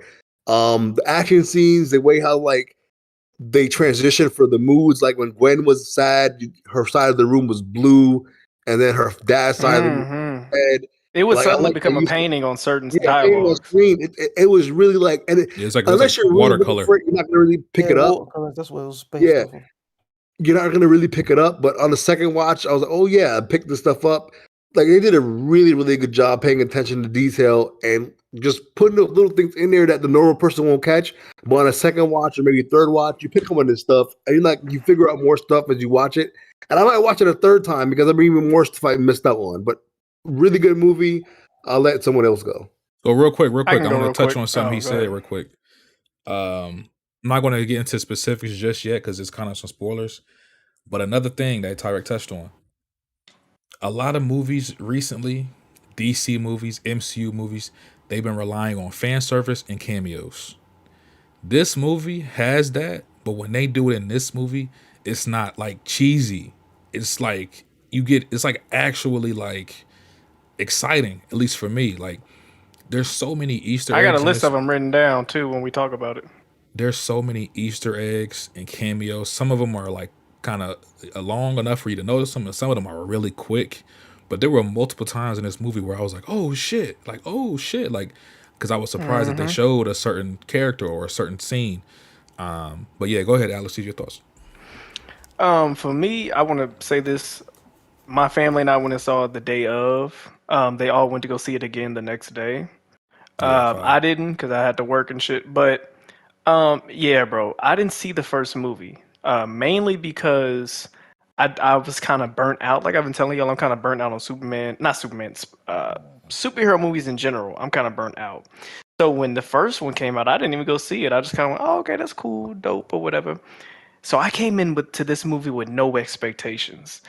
And when I tell you, this is undoubtedly the best animated movie, fuck superhero movie, the best animated movie I have ever seen in my life.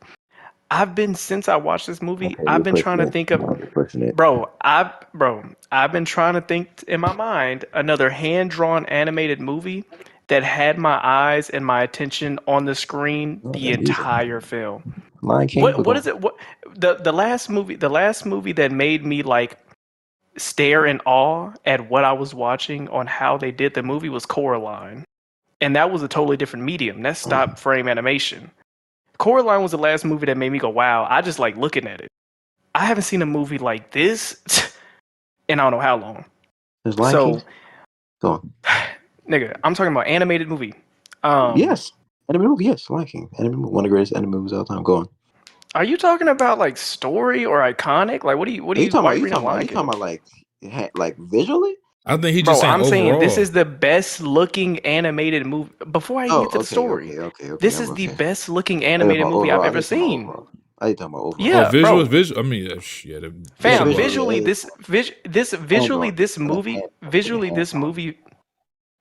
this movie felt like how I felt when I played Last of Us 2 for the first time. When you played Last of Us 2 for the first time, it almost felt weird. It was like, this shouldn't be this good. Like, it's almost weird how good this shit is. And that's how that Spider-Man movie felt watching that shit. Those animators went the fuck off, bro. I guess we can get into the story and spoilers in a little bit, but yeah, that movie, to me, I can't wait for the third one. They said, March 24th, March next year? Yeah, but I think it's going to get delayed only because the writers and directors said they haven't even done voice work or something. They haven't even finished the movie yet, so it might get delayed. Still on. But hey, get to work, nigga. This box office gonna make them get on the good foot. Donuts, go ahead and give your thoughts of the movie, man. Yeah, I really enjoyed it. I went in doubting that they could, surpass the first one, but then I have to realize that this is Phil Lord and Chris Miller, and those guys. I don't know what it's about them and animated films, but they just seem to knock out of the park every time. But I was blown away, like even from the moment like you just start seeing every credit, like opening logo for Sony Pictures, Pascal Pictures, like Yeah. what the like sound they had going on and the way it was glitching, like they had already like told you like, oh, this is serious, this is growing up. It's so weird because this film has such like in terms of weight, in terms of its story, but there's funny moments. Like this film, like it's so good, it's so well balanced, it's so well paced. Visually, it's stunning. The different art styles, and the art styles also just play into the fact of the multiverseness, and then that makes it also a narrative part as well. Why visually everything's different. So, like, I'm just so impressed how everything ties into each other so well. And I haven't seen that in a long time. And usually when I do see that, it's not in an animated movie. And I'm not someone who disrespects animated films. I really love animated films. But usually when I see something tie in that well, it's usually with a live action film. So the fact that they were doing that, and more or less for like a Spider-Man, like it shouldn't be possible, but they did it. And like I'm very impressed. I was blown away, and I had to sit there like questioning if like I thought this was maybe better than like a Studio Ghibli movie or like The Incredibles 1, which I really love, or even Toy Story and how that made me feel. And I have to say it's better than all of them. Now, granted, obviously before we go into spoilers, what happened at the end. So this film does depend on the fact of the third one, which is weird. But I still, like someone was saying it was like the Empire Strikes Back, and I can kind of I get that as well. But at the same time, the Empire Strikes Back also depends on how good Return of the Jedi was. You know what I'm saying? So as of right now, though, as a standalone film, I think it's incredible, and yeah, that's what I wanted to say. Now, we got E-Rock in here, but I wanted E-Rock to give his thoughts last, only because he has a bit of a differing opinion. So, Red Peg, are you there? Yeah, I'm here. Go ahead and give your thoughts real quick, and then we'll let E-Rock give his. See, hearing y'all niggas talk, y'all niggas are kind of delusional. Yes, it's one of the best animated movies ever made. It's not the best, far from the best, in my opinion. Visually, it might be. When it comes to hand drawn, yeah, it take the cake. It might be the best looking hand drawn animated movie ever. But as far as that, I agree with most of y'all. Say it's a stunning story. They had a plot twist in the movie that really caught me off guard. It was really good. Y'all know what I'm talking about. Yeah. I felt like the story was really well written. The soundtrack. None of y'all mentioned the soundtrack. The soundtrack is fire. Tarek did, I think, or Wonton did. I ain't my bad. It is a vibe. The soundtrack is a vibe. Metro did a good job on it. He did. Yeah. I got nothing to say. Other than wait, y'all also, John, you're insane. This is not better than Toy Story 3 or Incredibles 1. It's not. It's not. I'm sorry. It's not. It's not even better than Finding Nemo to me. Shit. It's simply. It's just not. It's not better than Pixar's best. I'm sorry. Dude. This is what you're doing. You just taking like classics and just saying, what about this? What about this? We're just saying off rip for them to come out swinging with this hand drawn. It's a sequel, and this is Pixar. This is not Pixar sequels. I'm gonna be real. You won't be surprised watching this movie if you've seen the first one, how they animated it and everything. If you Right, watch the first we one, you're not gonna be blown see. away. I It went did look good. see. I think we went in expecting this movie to be gorgeous, right? Nobody like basically it hinges on the story and and the characters. That's what the this Visuals.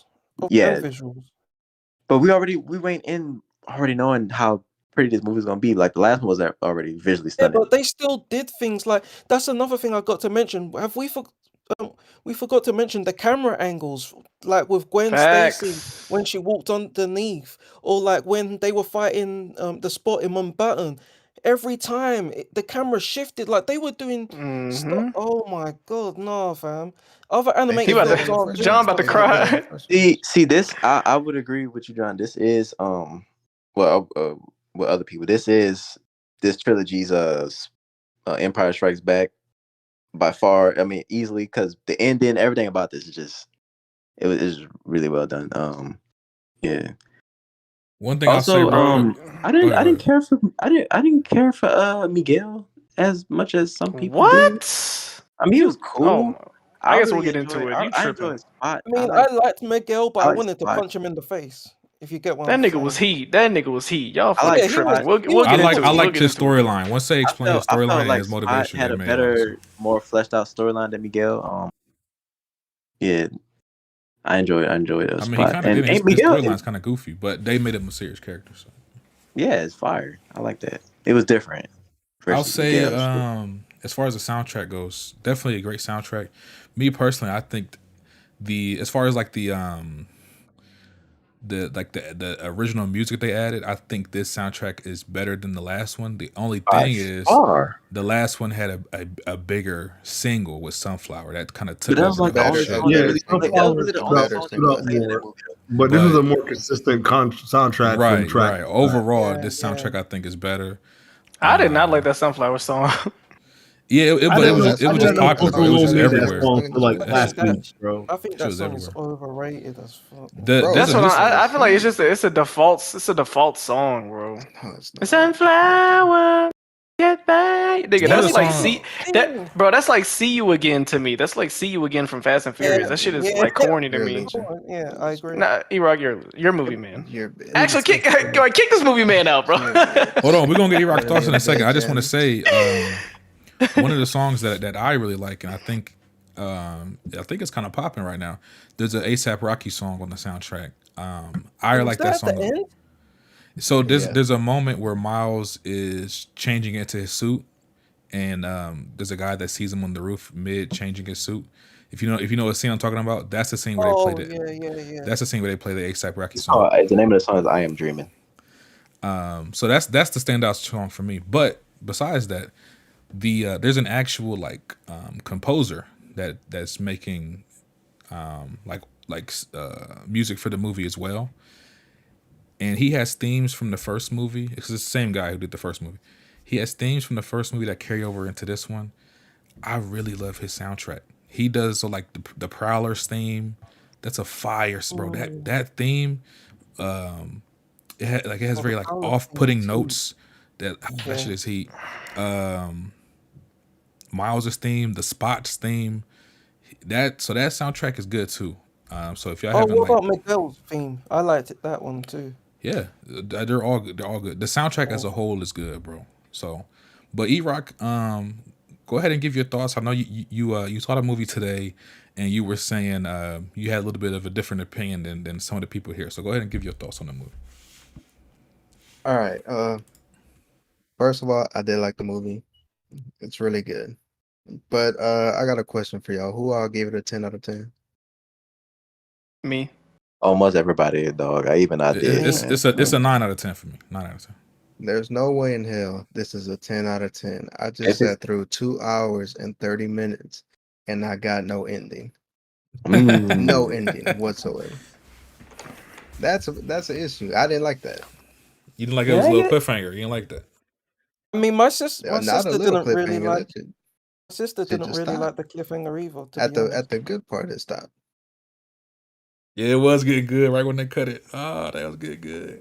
There's no way. This Right is when a it was 10 out of 10. getting good, nigga. It was No, it was good the whole time, Alex. But that Yeah, it was specific good. moment, it was like, oh shit, and then they cut the movie. Fam, I told Wait, y'all I keep stood up going. I'm and gonna be right threw. back. I told y'all I stood up, I balled my Guardians of the Galaxy 3 poster. I balled it up and threw it at the screen. Like I was actually upset because I was like, nah! I literally threw it at the screen. I was like, nah! I started in the air. No lie, ask my mom. Like, I agree. Of course, the cliffhanger hurt, but fam, that can we just like, how do y'all want to do it? Y'all want to just like talk through the movie like beginning to end? Like, how do you, or do we just want to briefly talk about it? Let's just get to the spoilers. Because I don't want to jump around. I don't want to jump around. I want to mention one thing. Them cameos. I know y'all don't like those movies, but that Venom cameo was hilarious with the old Chinese lady. Oh yeah, I thought that yeah. shit was funny. So hold on. Before we get too This deep, is all spoilers, though. hold on, wait. Before we get too deep, let me just say this: we could talk our highlights, favorite parts of the movie, go through that. Real quick, y'all. We about to get into spoilers. So if you have not seen Spider-Verse, it's been out for about a week, but I feel like some of y'all still haven't seen it. If you have not seen Spider-Verse, go ahead and mute up. I say give it about 5-10 minutes, just to be safe. But let's go ahead and get into spoilers. Wait, I got one thing. Oh, I'm gonna give him a chance. Was people really like that Donald Glover camera didn't do nothing for me for real. I was like, oh cool, the Prowler, but it didn't do nothing for me. Did it? How did y'all feel about it? So when that happened, that was when I was speaking earlier. That was one of those moments where I was like, oh shit. Like it wasn't like a hype moment, like oh my god, but it like surprised me. I was not expecting that at all. So when I seen his ass, I audibly said like I was like oh shit. I just thought it was a cool, funny moment. One of the other moments that grabbed me, it's kind of crazy how a lot of those moments happen in that scene when he's in the Hall of Spider-Man or whatever they call it. Yeah. Mega, they have a quick sequence. They have a quick sequence where they show. Inside Spider-Man? I was about to get to that. Then you cut me off right back. Oh my bad. Go ahead. In that sequence, they had a quick scene where they show Insomniac Spider-Man, and you actually hear his voice, same actor from the game. I did not see him. He was in that same scene where they showed Donald Glover. When they showed Donald Glover, he was giving him a tour through the building. It was really quick, Red Pick. It was really quick. Cause it's funny. I only seen Insomniac villains show up. Like they had they villains, but I didn't see the Spider-Man. It was real quick. It was when she was. It was when he was a 3D projection. He wasn't like obvious. It was like it literally said Insomniac 2017 or 2018 or something. Yeah. That's all I seen. What the scene? Go ahead. You saying it was Yuri himself? Are you talking about the? Yeah, it was Yuri. He said something. So I'll tell you what happened because I remember. I remember it clear. They were showing off one of the Spider Women, and you remember how she was like digital, like she had like a VR headset. Yeah. She wasn't really there. Mm-hmm. One of the characters made a line like, "Yeah, we have video game Spider-Man, and then we have another video game Spider-Man." When they said that, that's when the Insomniac Spider-Man showed up on the screen for like a split second, and he was like, "Hey," and it was Yuri Lowenthal's voice, the guy who does the voice in the games. So that was another moment where I was like, wait, one time did you say hey and wave back at the screen? No, but I was just like, oh shit, I was expecting to see him there. Hey, Yuri, hey. One of the other things about this movie is so many Easter eggs, bro. There's a YouTube video. It's 40 minutes long, just Easter eggs. One of the Easter eggs, another one that I caught early on in the movie, when Miles is going to the college interview with his parents, and he stops by his room and he sees his roommate. His roommate is playing Spider-Man 2. Playing Spider-Man. And no, he's not playing Spider-Man 2. He playing no, Alex. At first, we thought it was. I thought that was new gameplay, right? Oh, because they had a PS5 controller. I'm about to explain to you. At first, I thought it was Spider-Man or maybe Miles Morales game. They confirmed on Twitter that is Spider-Man 2 gameplay that he's playing. Yeah. Fire. I told you. That's fire. I told y'all. Yeah, I noticed he was that playing too, Spider-Man 2 in the movie. Seen the Spider shit. Yeah, that frame rate looked crazy too. What else in the movie? I saw it had a PS5 controller, so I was like, okay, that's cool. They put the. I felt like it was more lot like of, a GIF, not a video file. There was a lot of Sony product placements in that film. Oh yeah. But I'll get back to my thoughts on spoilers. But y'all can go ahead with y'all spoilers free talk. Or spoiler talk, I mean. Yeah, that Who gameplay wanna looks go fire. first? That gameplay did look fire from the Take- split second you we seen. start, Nigga, I ain't gonna lie to you. Alex, you. Oh. Metro Boomin's in Spider-Man. Oh my god. That's true. If you know, you know. One of the small things I liked about this movie is that, like you said, a lot of the cameos are really subtle. Like the ASAP Rocky poster that was in his room, where it had the "Long Live ASAP." They had that above his bed. I did see Little that. I stuff saw the like poster. that. Yeah, it was a lot of Yeah. stuff that they just kind of put in the world, and blending like real world stuff inside of that made that. That's what made to me that world feel so like not breathable. What's the word? What's the word I'm looking for? Organic. Like it truly felt like, damn, like this feels relatable. Yeah, lived in as well. I don't have any specific spoilers that I want to like get into, but just to speak candidly about the movie, bro, that Miguel nigga, bro, like when you're introduced, because they did this so well. Every single Spider-Man, of course, has a different type of style about them, other than just how they're animated. But even down to how they use their web, their skill set, what they're good at. There was even a spider car in this movie.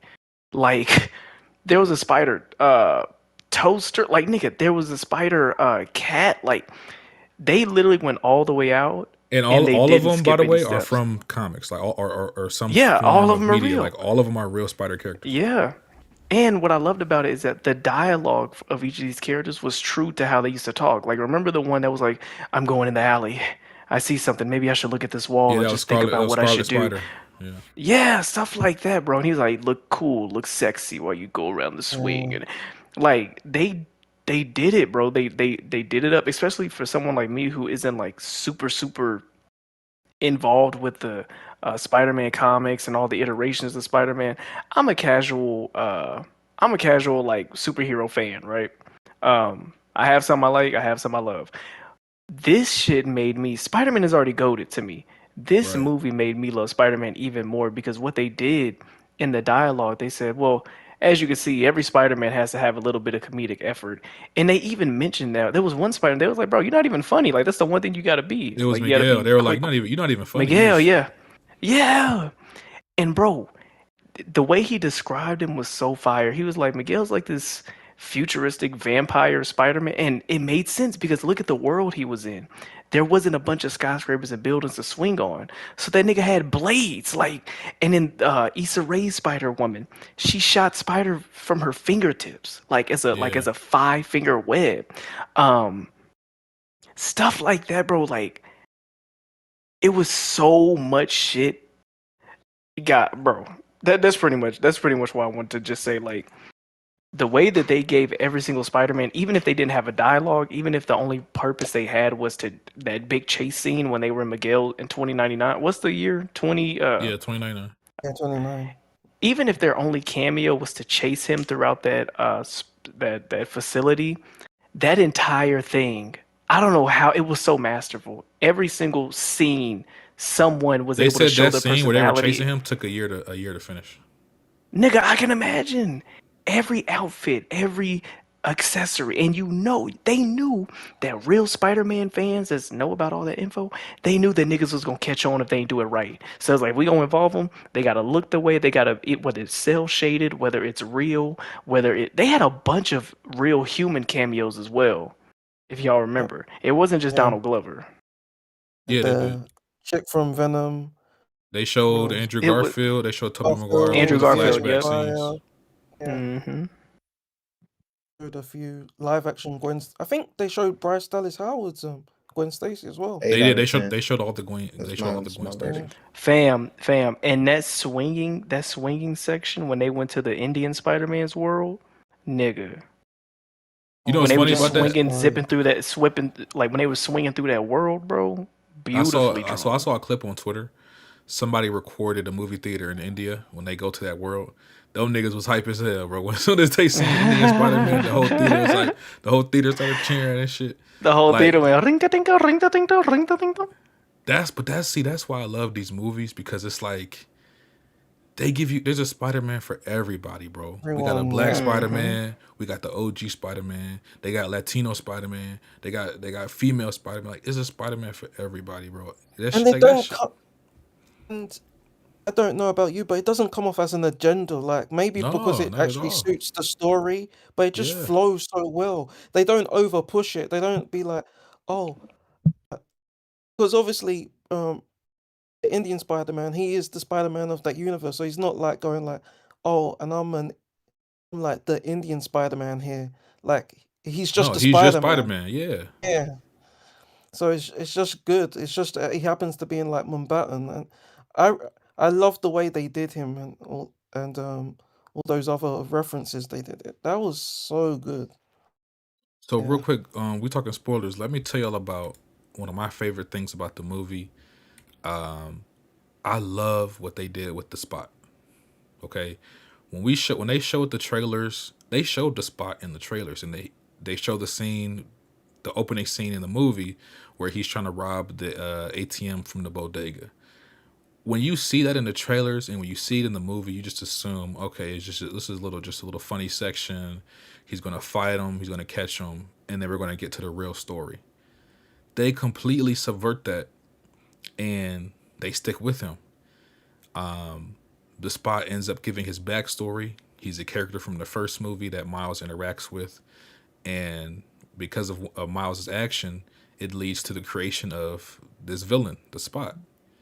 But one thing I love, like I said, as Miles is fighting him and he thinks he catches him, he escapes. And once he escapes, he actually becomes a deeper part of the story. He recreates the collider from the first movie that gave him his powers, and because of it, he gets stronger. And that becomes sort of a side plot of the movie, because the movie really has two plots. That becomes a side plot of the movie. We got to stop Spot because he's going to all these universes and he's getting stronger and stronger. And I just love how he went from being a joke to a real threat. I love how he did that. Let me add to that real quick. The way that they animated old buddy, the Spot dude, once he started getting powerful, that jokey, like, oh, this is my skin, then he got scoliosis, he built bad, he got a pudge on his stomach. When he started getting powerful, even the way they animated him was different. Yeah. Did y'all see when it started like fraying and the scene was glitching and he started floating in the air and like his voice was all deep and he sounded darker. Fam, even the way they drew him. Bro. His music in that movie, his theme. It's creepy. It's scary. Exactly. They It's had creepy like a as fuck. pencil, Yep. it's like a pencil inkish thing going on with his Some like dark design. synth type music. Design. That's what I'm saying. I love the soundtrack in these movies. Like when in the first movie where they did the Prowler, his soundtrack was it had that like that screeching shit. It's fire, bro. So yeah, I love what they did with the Spot. And the second plot of the movie with Miguel, in the beginning of the movie, you kind of feel like Miguel is on Miles' team, but in reality, Miguel is like the second villain of the movie. And we doing spoiler talk. You know what's weird? Go ahead. Oh, go ahead. No, go ahead. I was gonna say it's weird because the plot twist when it comes to Miguel. Did y'all like the way they did that? Where they basically tricked us by making it seem like his plan was new when they planned that the whole time was to get him out there. Yeah, no, I love that. I wasn't expecting. Did y'all like how they did that? Yeah, I did. Yeah. I mean, is he That- really? The only a reason big why it didn't make sense. The only reason why it didn't make sense to me is because if the whole plan was to trick him to come to the whatever when they were by themselves. It was like, it's just you and me right here. Why are we speaking like, man, I don't know about him. I don't know. But the whole plan was to get him to follow her. Like, wasn't the whole plan was to make him follow her into the hole? I think originally it was weird. I was like, well, no, but it doesn't seem like y'all remember- truly committed to that plan. No, if you remember, Gwen was not supposed to go visit Miles. They even tell her that, like Spider-Woman, Issa Rae, and Miguel, she was not supposed to go visit Miles. So really, I don't think that was their plan at first. Yeah. She was supposed to think leave that Miles was- alone. Yeah, I think he just The thing So it about was. So it was once they committed, they was like, all right, well, we got to bring him out here then. Yeah. Because, but my thing is that I will. I don't. Now that you say that, why tell Miles that news in the first place? But who knows? That's all. It was like. Of course, I'm probably just not remembering all the dialogue that was shared. But there was at one point I was like, "What the fuck, y'all? If this was the plan all along, was to get him to trick out here," and she's like, "I'm sorry, Miles. It was whatever." I'm like, then when did y'all come up with this plan? Because the way y'all acting was that it's like the whole idea is to get him, and then we gonna tell him this is how it ends. They even had the original Spider-Man. He knew it the whole time with the baby. Like everybody knew it, but they made it. But their dialogue with themselves made it seem like we just don't know. He just keeps fucking up, and the more you try to intervene, it's making it a harder problem. But that's what y'all wanted, right? Y'all wanted that nigga to come over here, right? I don't know. Maybe I just missed the part where it was like obvious that the plan was, all right, we're switching from trying not to involve him to the whole point was to get him out here. Maybe I missed that when it was like obvious that they made that plan. I think what it was, me, it came Alex, out of nowhere. I think what it was, Alex, Miles was never supposed to be involved. Gwen was never supposed to go visit him. Miles was he wasn't supposed to be involved. The issue was when he went into the hole with Gwen, he ended up going to Moonbatten, the Indian world, the canon event, world, yeah. and he fucked up the canon event. At that point, it was like, okay, we got to stop this nigga because he's just going to keep messing shit up. Yeah, I see what you're saying. Especially once he found out that in order for the timeline to not be broken, people have to die, and he was automatically like, "No, fuck that! I'm not letting my dad die." Mm-hmm. Once they heard that, they was like, "Okay, then, well, we got to stop you, nigga. Like, we got to stop you, nigga." But I will say, Miguel shouldn't have told Miles about the whole canon shit. He could have waited 2 days after, then told him all that stuff after his dad had died. Yeah, you know what I'm saying? yeah, because like you said, it was gonna happen anyway. Then Miles wouldn't. He would just have. He still would have gone if he wouldn't have said nothing. You saying he would have been mad that they didn't tell him?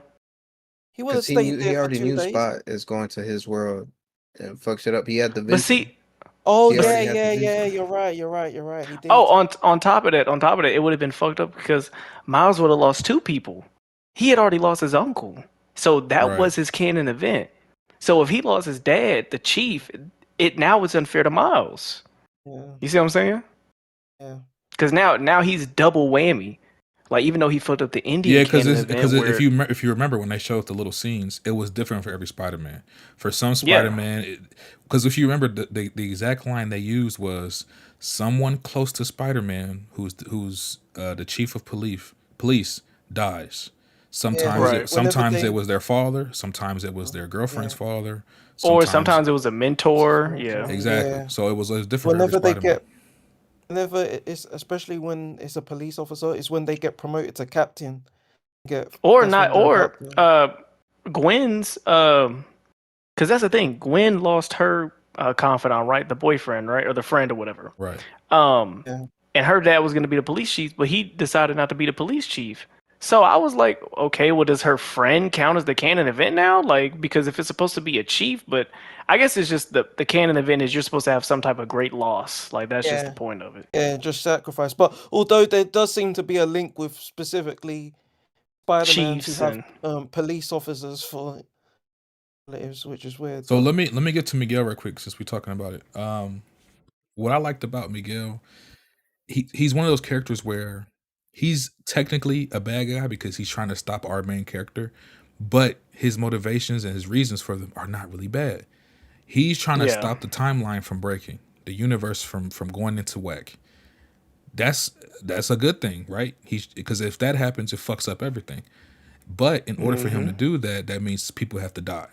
So that's where it comes into play, where it's like a rock and a hard place type shit. It's like, well, we don't. I love how smart he is too. I love that all of them are like super smart. Yeah. You It's know like what? we don't want Miles' dad to die, but at the same time, it's like we don't want the whole universe to go into fucking shambles. So that's what pissed me off about that ending, bro. It's like, how can you just cut it right there?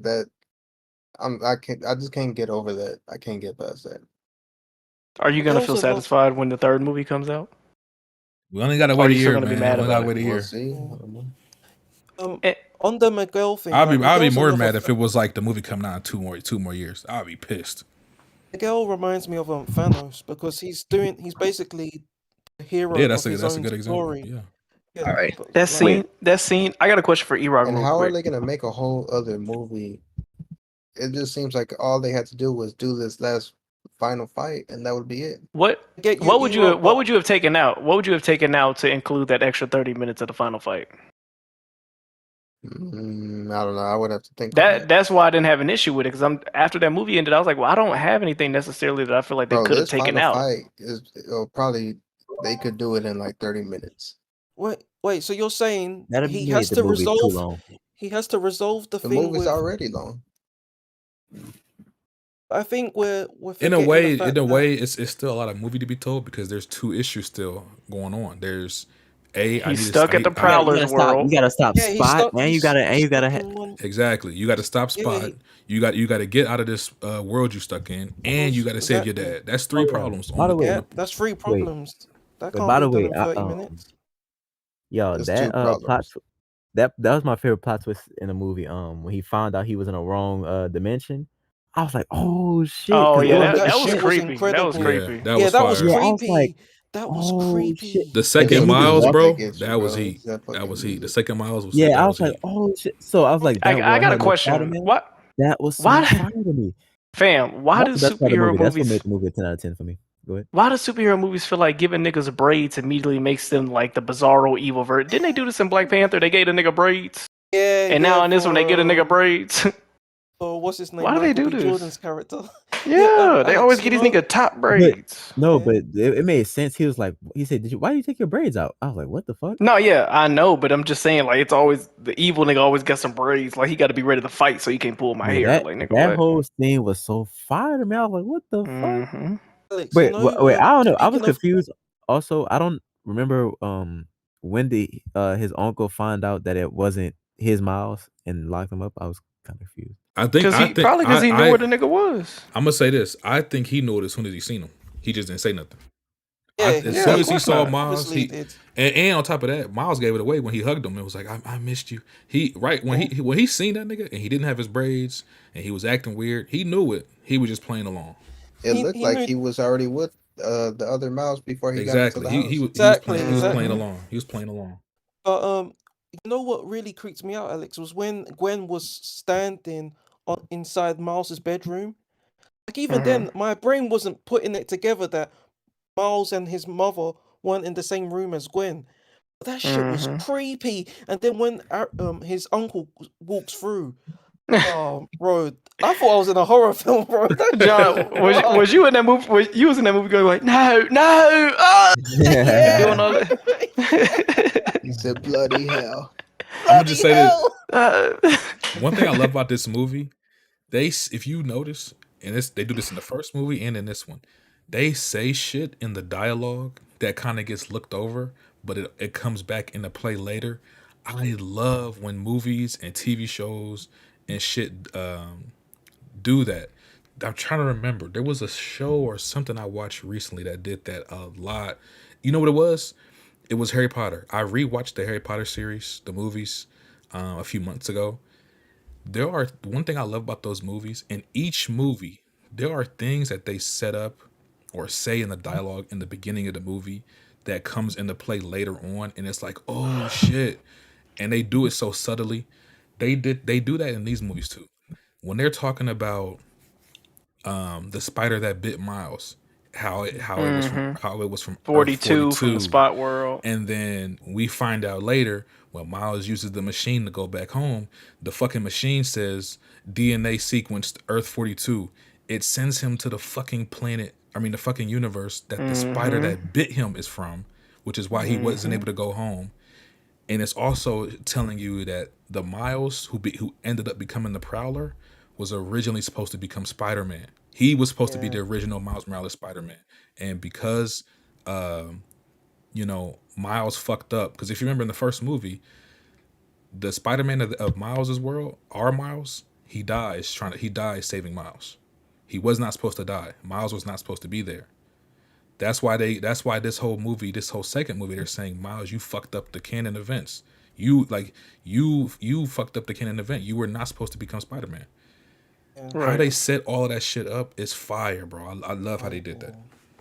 Oh, You know, two another, questions. Go ahead. Go I on. was just gonna say that another creepy moment was, you know, when Miguel sent Gwen back, the way that spider thing grabbed her, that shit was freak. No, that thing made my skin crawl. I don't Oh like yeah, that. when he said go home, Gwen. I was like, Yeah, that nigga and then shitted on. yeah, but the way that big ass multiverse spider started pulling her into that machine, Bro, I shit was just wild. know Donuts is in that movie going, oh no. Don't like it. Shut I don't up, like it. it's a Taylor. Oh, two questions for y'all. Did y'all peep how? I don't know if this is a little nod to Invincible, but remember when Omni-Man was beating his son ass and he was staring at him with that overbearing pose? Remember when Miguel was on the train and he was on top of Miles and he was like yelling at him? He's like, "You're not like." That made me immediately think of Invincible. I was like, I wonder if they like pulled that from an Invincible bag. Like even the way they animated his face. You said what? So I'm sure they did it. You don't like Invincible? I love Invincible. There was somebody who said they didn't like it. I can't remember who it was, Ryan. Are y'all sick of multiverse movies? No, I just want good ones. Are y'all I just want good multiverse ones. movie out? No, I just want good ones. I'm fine with it. It seems like that's the wave. It seems like that's the wave lately, bro. Like you know multiverse why, movies. There's so much you can do story wise with it. It's like the MCU. They don't know how to fucking. It's not just them. The DCU's been doing it too. They're doing it in Flash. It's just they don't know how to do it. The Spider-Verse movies do it right, which is why I'm really hoping, because Secret Wars, the second big Avengers movie coming out in the next few years. Secret Wars is supposed to be a huge multiverse movie. I ain't gonna spoil because some of this shit might actually happen, but some of the leaks I read said that, nigga, anybody who's ever played a Marvel character is in talks to show up in this Secret Wars movie. Like it's supposed to be that big. So Blade, that's crazy. I'm hoping they get the shit right. But going back to this movie, can we talk about the new Spider-Verse characters they introduced? We get Spider-Woman. We get Hobie Parker. I think it's his name, Hobie Parker. The Spider-Punk. That nigga was fire, bro. What did y'all think about the new Spider-Verse characters? How the UK man them do. That nigga what's his name? Daniel Kaluuya. I always forget his name. Daniel Kaluuya. You know what's crazy? When that I nigga saw Spider-Punk, stole the show. He stole did. the show with Spider-Punk. I didn't even recognize his voice at first because when I heard him, I was like, I wonder who's playing him. I don't know why I couldn't pick up on Daniel Kaluuya. That's because you always hear his American voice. That might be what it is. Accent. I picked up on it straight away. Fernando, Black Panther Party. I love how I love how he had a hand in the story too. Like, he's very anti-establishment. He says that, but he showed him how to use his hands. Exactly. When he said use your whole palm, not your fingertips. That's how he broke out of that. That shit is so fire, bro. He became like a second mentor to Miles. Then, bro, when he helps Miles break out of that shit that Miguel put him in, and then he's like, I quit. Oh, like yo, that shit is fire, bro. Like, bro, he was fire. He was fire the fucking movie, bro. The way, I like that they didn't do a love triangle shit with him, Gwen, and Miles. He was just like Miles' big brother or something. Yeah. All right, y'all. There's a rumor going around. What? Is Gwen trans? I don't think she is. I think you haven't seen it, Alex. Wait, where the fuck? Why would y'all think she's trans? Let me set it up for you. Let me set it up for y'all. Who else haven't heard? So what the heck? I didn't see no bulge. Let me tell you. So this movie is a movie full of Easter eggs.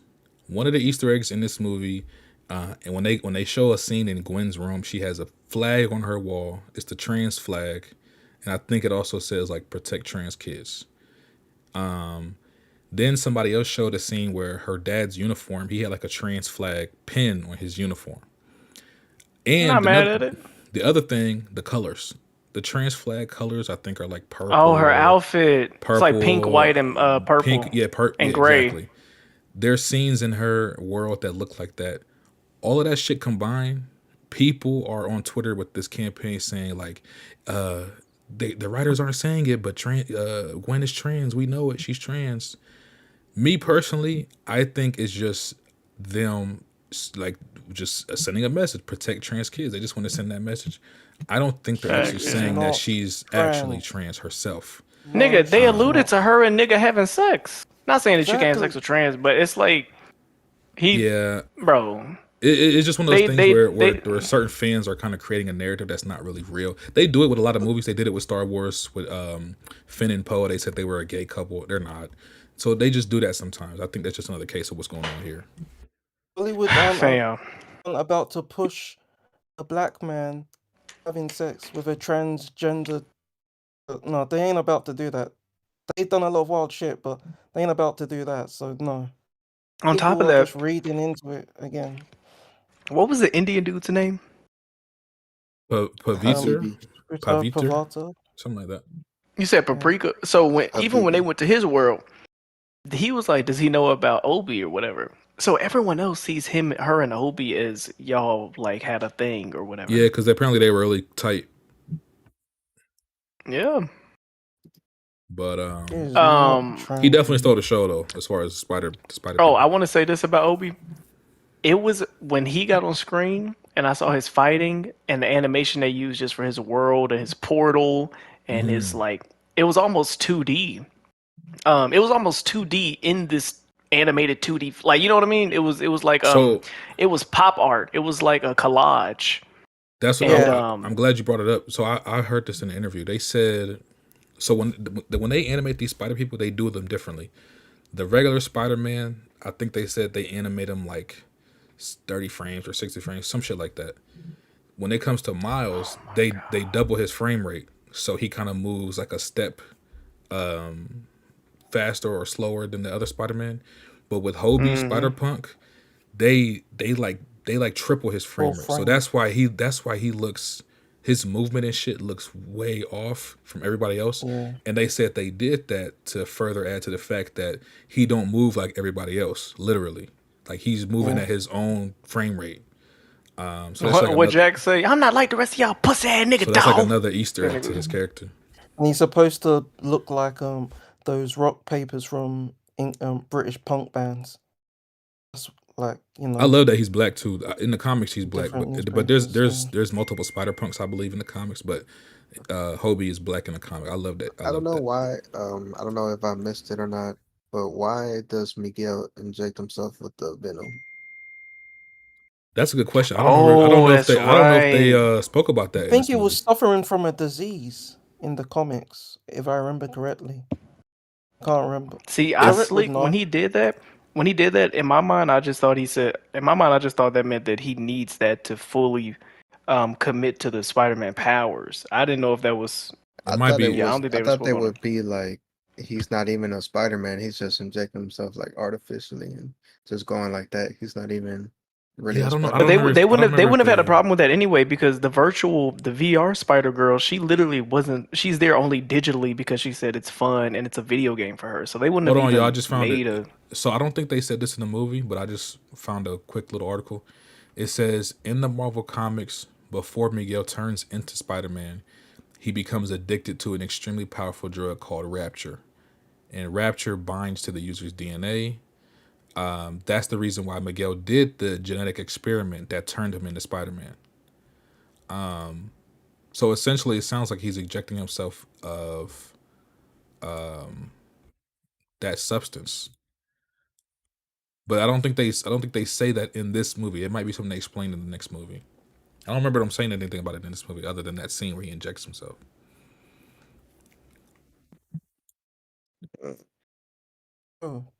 Now, do y'all think the next movie is going to be another 2 hours and 30 minutes? Or y'all think definitely. I mean, it's the last movie in the trilogy. I think it is going to be longer.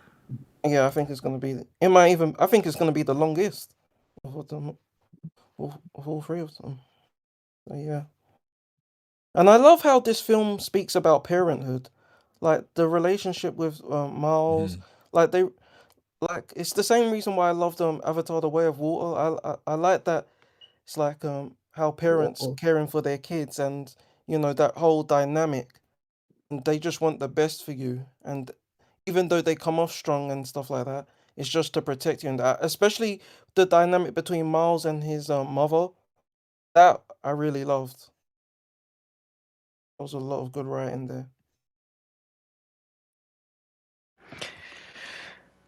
This movie, bro. Not good. Like I said, I didn't see the other one. This knocked it out the park for me, bro. When you get a chance, Alex, I do think you should revisit the first one just because it is still a good movie and it might give you more appreciation for this shit. If you want me to be honest, this one being so good, I asked myself, I said, do I want to go watch the other one and then not be as blown away as I was with this one? And that's the only reason why. That's the only reason why I haven't gone to watch it. I'm not. Like I said, bro, I'm kind of been burnt out on superhero. The movies I see now that are superhero because I just want to be able to see it and have an opinion. But I'm not really excited for most superhero movies now. I mean, I don't really blame you. I can understand that. But, it's crazy. But like I said, oh my bad. Go ahead. I was just gonna say that I really wish that Phil Lord and Chris Miller were the ones who were on Doctor Strange writing or something, because like Wonnie and both of you guys said earlier, like this runs circles around Doctor Strange's multiverse concept and story, fam. Yeah. It's pretty funny. One thing I'll say, after this movie, Marvel needs to hit up Sony and say, hey, I know y'all got a contract with these dudes. Can we please borrow them for our shit? These niggas need a right for the MCU. They killing that shit. And like I told y'all, the next big Avengers movies are multiverse movies. And based on what we've seen from Doctor Strange, Spider-Man, or fucking Ant-Man, the multiverse ain't looking too hot in the MCU. They need better writers. So I'm hoping this is even the first multiverse film they've done, because the Lego movie was kind of multiversal as well. Yeah, so I forgot about the Lego scene. Oh yeah, the Lego scene. Yeah, that was good. So the guys who wrote and directed Across the Spider-Verse did the Lego movie as well. But one cool thing, because there's a Lego scene in the movie I just mentioned, and I found this out on Twitter. There's a little boy, he's like 14 or 15. He's a black kid, by the way, which I thought was dope. He, just for fun, was recreating Spider-Verse clips of the first movie when it had came out in Legos and was putting them online, and they kind of blew up, went viral.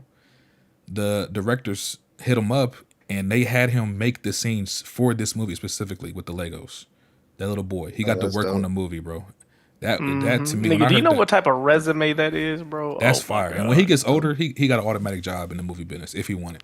Nigga, what? He pop, bro. What? Just on some animated shit, he got a job. Y'all know, so in that interview, the Najee guy that interviewed on Hard 8 channel, yeah, they asked him, they said, bro, will you have any role in like the actual movie space when it comes to Miles Morales? You know, they was kind of quiet on it. Mm-hmm. Do y'all think with Spider-Man 2, the game this year being such a big release for Spider-Man, do you think that they'll involve him on the third movie the way that they involved Insomniac? I would expect, because like I told you, they put in parentheses, they said 2017. I can definitely imagine them putting like the video game Miles Morales voice actor in the third movie and then looking at him and being like, did you play the game? Like say something to say that I'm the dude from the game, I'm you from the game or something. Did y'all see they were actually playing the game on Yeah. So let me tell you this, Alex. Two things to answer that.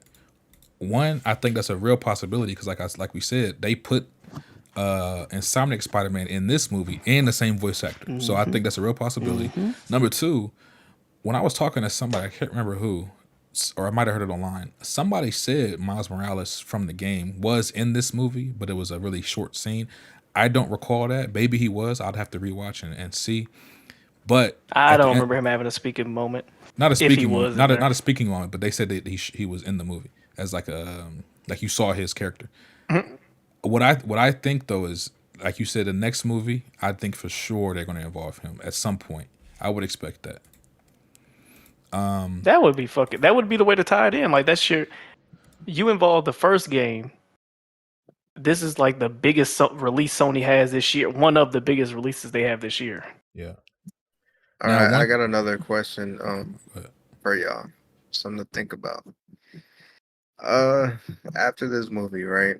Are y'all not Spider-Man out? We No. got the game. We got the MCU movies. We got these movies. Y'all Me not feeling like a little personally, Spider-Man is one of my favorite superheroes. He's probably my favorite besides Batman. I'm not tired of seeing Spider-Man. As long as they give me good Spider-Man shit, I'm a want it every time. And it Yep. is. I've liked the MCU Spider-Man shit. I've liked the games, and I've liked the Spider-Verse movies.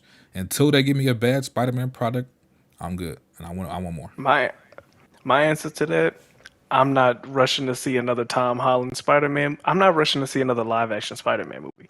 The only reason why I went and saw the last one was because we all kind of knew we were going to see Tobey Maguire. after That's the the only reason game. why Are I you went and saw rushing it. for another Spider-Man game after the next After Miles this one, movie? no. Are you rushing No, for I another mean, Miles no, it movie? could. I mean, I just beat Miles Morales this year just because I talked to the nigga and was like, you know what, he a cool dude. Let me go play the game. And then I beat it like in a couple days. I went in a rush for Miles Morales. So for me, I'm like I said, I'm never fiending for another release. But if it has something to pique my interest, I'll entertain watching it or playing it. But Well, let me say this just to you know, get our closing thoughts. One of the things we've been seeing recently, Amy Pascal, she pretty much runs Sony Pictures. She's a producer and shit. She works on the live action shit and this animation shit.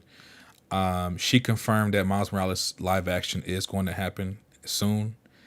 What I think is going to happen, I think there's going to be this is what I think is going to happen. I think in the next Spider-Verse movie, there's going to be a scene where I don't know if it's the main Miles from the Spider-Verse movie or if it's going to be a different Miles, but I think Miles Morales from the animation space is going to get sent into the live action world, and that's going to set him up for his appearance in live action. I think that's what they're going to do.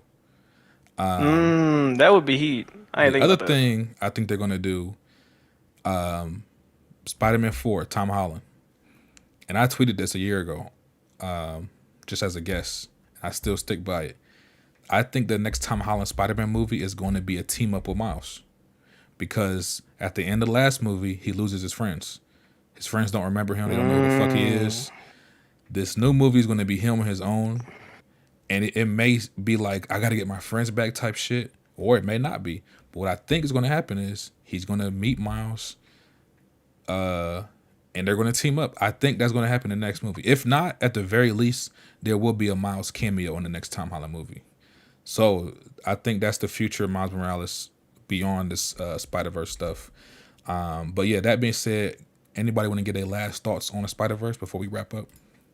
I got one question. I don't know if y'all talked about this, but Childish Gambino being in this movie and he's in the Spider-Man Homecoming, do y'all think that's like the same character?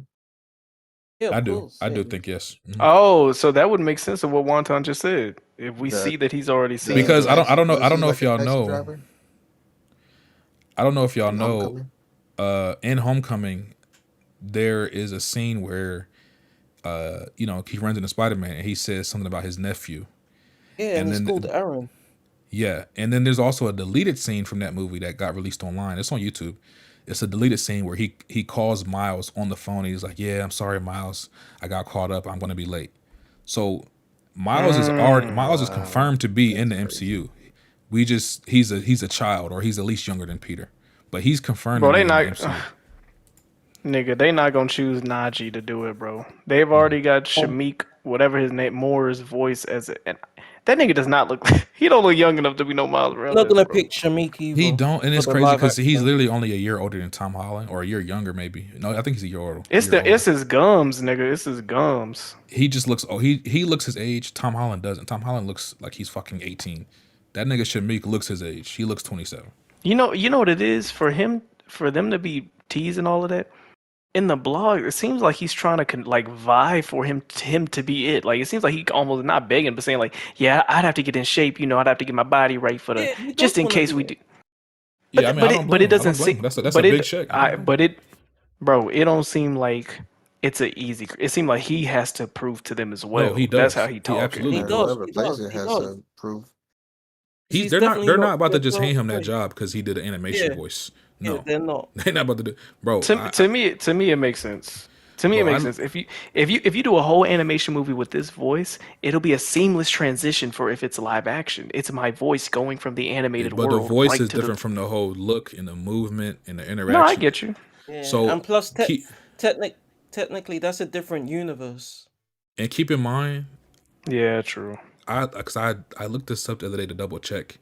They did over 500 auditions before they casted Tom Holland for Spider-Man.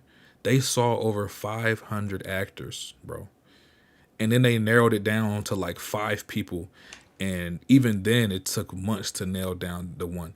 So this Miles one, they're gonna do the same shit because they're setting up multiple movies with these people, so they want to make sure they get it right. They might get first. that nigga Najee to do it. He look skinny as hell. He just got to grow his hair out a little bit more. We're gonna see. Me personally, I think they should get somebody who's actually younger and looks younger. That's just me personally. How about that buddy from Stranger Things? Lucas. Yeah, that's who I think they're getting. No, I wouldn't like him as Miles. No, I wouldn't like him as Miles. Or do you know just Blackish? off his acting? I don't know if I would like him. What about the little boy from the Bernie Mac show? You talking about Junior with the glasses? Yeah, Junior with the glasses. Yeah, movie man, whatever. Yeah, man. Go ahead and give your final thoughts of the movie, man. Oh, I won. I want to Fall Guys with the movie guys playing on. Let's go. Yeah, that's my final thoughts. Love the movie. Definitely. I'd be down to do a movie night with this movie and a Transformer movie. Facts. Hell no. Facts. Not in one night, but I'm saying I could definitely see us watching this again. Great movie. Just ending, man. Just had me at the edge of my seat. Then it was just a fucking hard stop. Real boner killer, if you ask me. What the hell? Yeah, that cliffhanger. I ain't gonna lie, that cliffhanger caught me. I was, you know that meme of the Punisher. Where he's like, no. That was me, bro. I was like, wait. Yeah. I was like, wait, no, wait. I was like, wait, the music getting all loud and shit. I'm like, no. I was tight, bro. I was tight. Come on. Red Pick, Tyrek. Any final thoughts?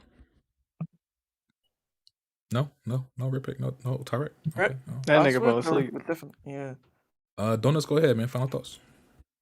On the film? Yeah. Yeah. I mean, overall, I loved it. I hope they land the third one because if the third one doesn't hit, I'm gonna say it will, in my opinion, for me personally, knock down points on this one. Because I do think they're that intertwined. Yeah, you could say this story is kind of self-contained, but that's if you're being nice. I don't really think it is. But, so overall, I think it's one of the probably top 5, top 3 greatest animated films of all time. A 10 out of 10. Yeah, and it in my opinion, it should win the Oscar this year. It should win the BAFTA. It should win every award. The first movie did win an Oscar for Best Animated Feature. I think this one could absolutely win. Yeah, and yeah, shout out to Sony Pictures because they went from making the Emoji Movie, now they're making films like this. So yeah, it's really good. And like, I love how the whole industry's being inspired. You see Teenage Mutant Ninja Turtles, you see Puss in Boots: The Last Wish, Mitchell's vs. the Machines, which is another Sony one. Like, I like that this film is causing other animated studios to up their game. So I think this film is going to have specifically this one is going to have an even bigger impact in terms of like the animation landscape in film for a very long time. So, I mean, just for that alone, you got to put it in your top 3 because of the influence. Yeah. Well, I'll say this just to wrap it up. Great movie. I definitely think it's possible that it will win, Best Animated Feature. next year at the Oscars. I don't think there's any other animated movies out or coming out that can compete with this. Just from what I've seen that's coming. Maybe Mario. Mario is gonna be between Mario And and if this. Mario even gets a nomination, I'm gonna have a problem. But Well, you know, they're gonna get it made $1 billion. Oh, I it's think definitely it gonna might. be nominated. they'll get soundtrack for Peaches, bro. It's annoying, but it's gonna happen. Like 5 songs. So that being Oh my said, god, y'all deserve better. this is a good year for movies. Still plenty to go. That's it for the movie guys tonight, y'all. Just a little quick show. The next show we'll probably do it, if not next weekend, the weekend after. And we're going to talk about The Flash along with some other new releases coming out. I think Elemental, the Pixar movie's coming out next week. The Blackening, it's a horror comedy. I think Rare Pig and Alex that they were looking at. And then I think Indiana Jones is not this week, but next week. I think Red Pig said he was seeing that. So we're going to be seeing some movies. Yeah, we're going to be seeing some movies in the next couple of weeks. And then we'll get back with y'all with a longer show, reviews, and then also some side topics, some in-depth topics where we can just talk and get y'all opinions on some certain topics. But yeah, man, late night stream. I appreciate those of y'all who stuck with us and watched it live. For those of y'all listening, listening to this on your way to work or while you're working, we appreciate y'all too. Going forward, I don't know if I said this in the beginning, but going forward, we think we're going to try to do the streams on Friday evenings or Saturday evenings going forward. And we'll just alternate whichever day depending on what we have going on. So that way we can get a little bit more consistent for y'all. I know it's been a wait, but we appreciate y'all. Shout out to the chat. Shout out to everybody in the chat. And that's about it. Do y'all want to say anything before I end the stream? Appreciate you for pulling up, y'all. Yeah. All right, man. So I'm about to go to sleep. I got a flight to catch. Yes, sir. Yes, sir. So, by the way, we probably will start doing some more like community events, maybe some movie nights with y'all, probably in Weapon Wheel Discord or Jack's Discord. So stay tuned for that. But yeah, appreciate y'all. And everybody have a good night, man, and a good day tomorrow. Appreciate y'all. Movie guys. Was that donuts? We gonna make that the intro. Yeah. I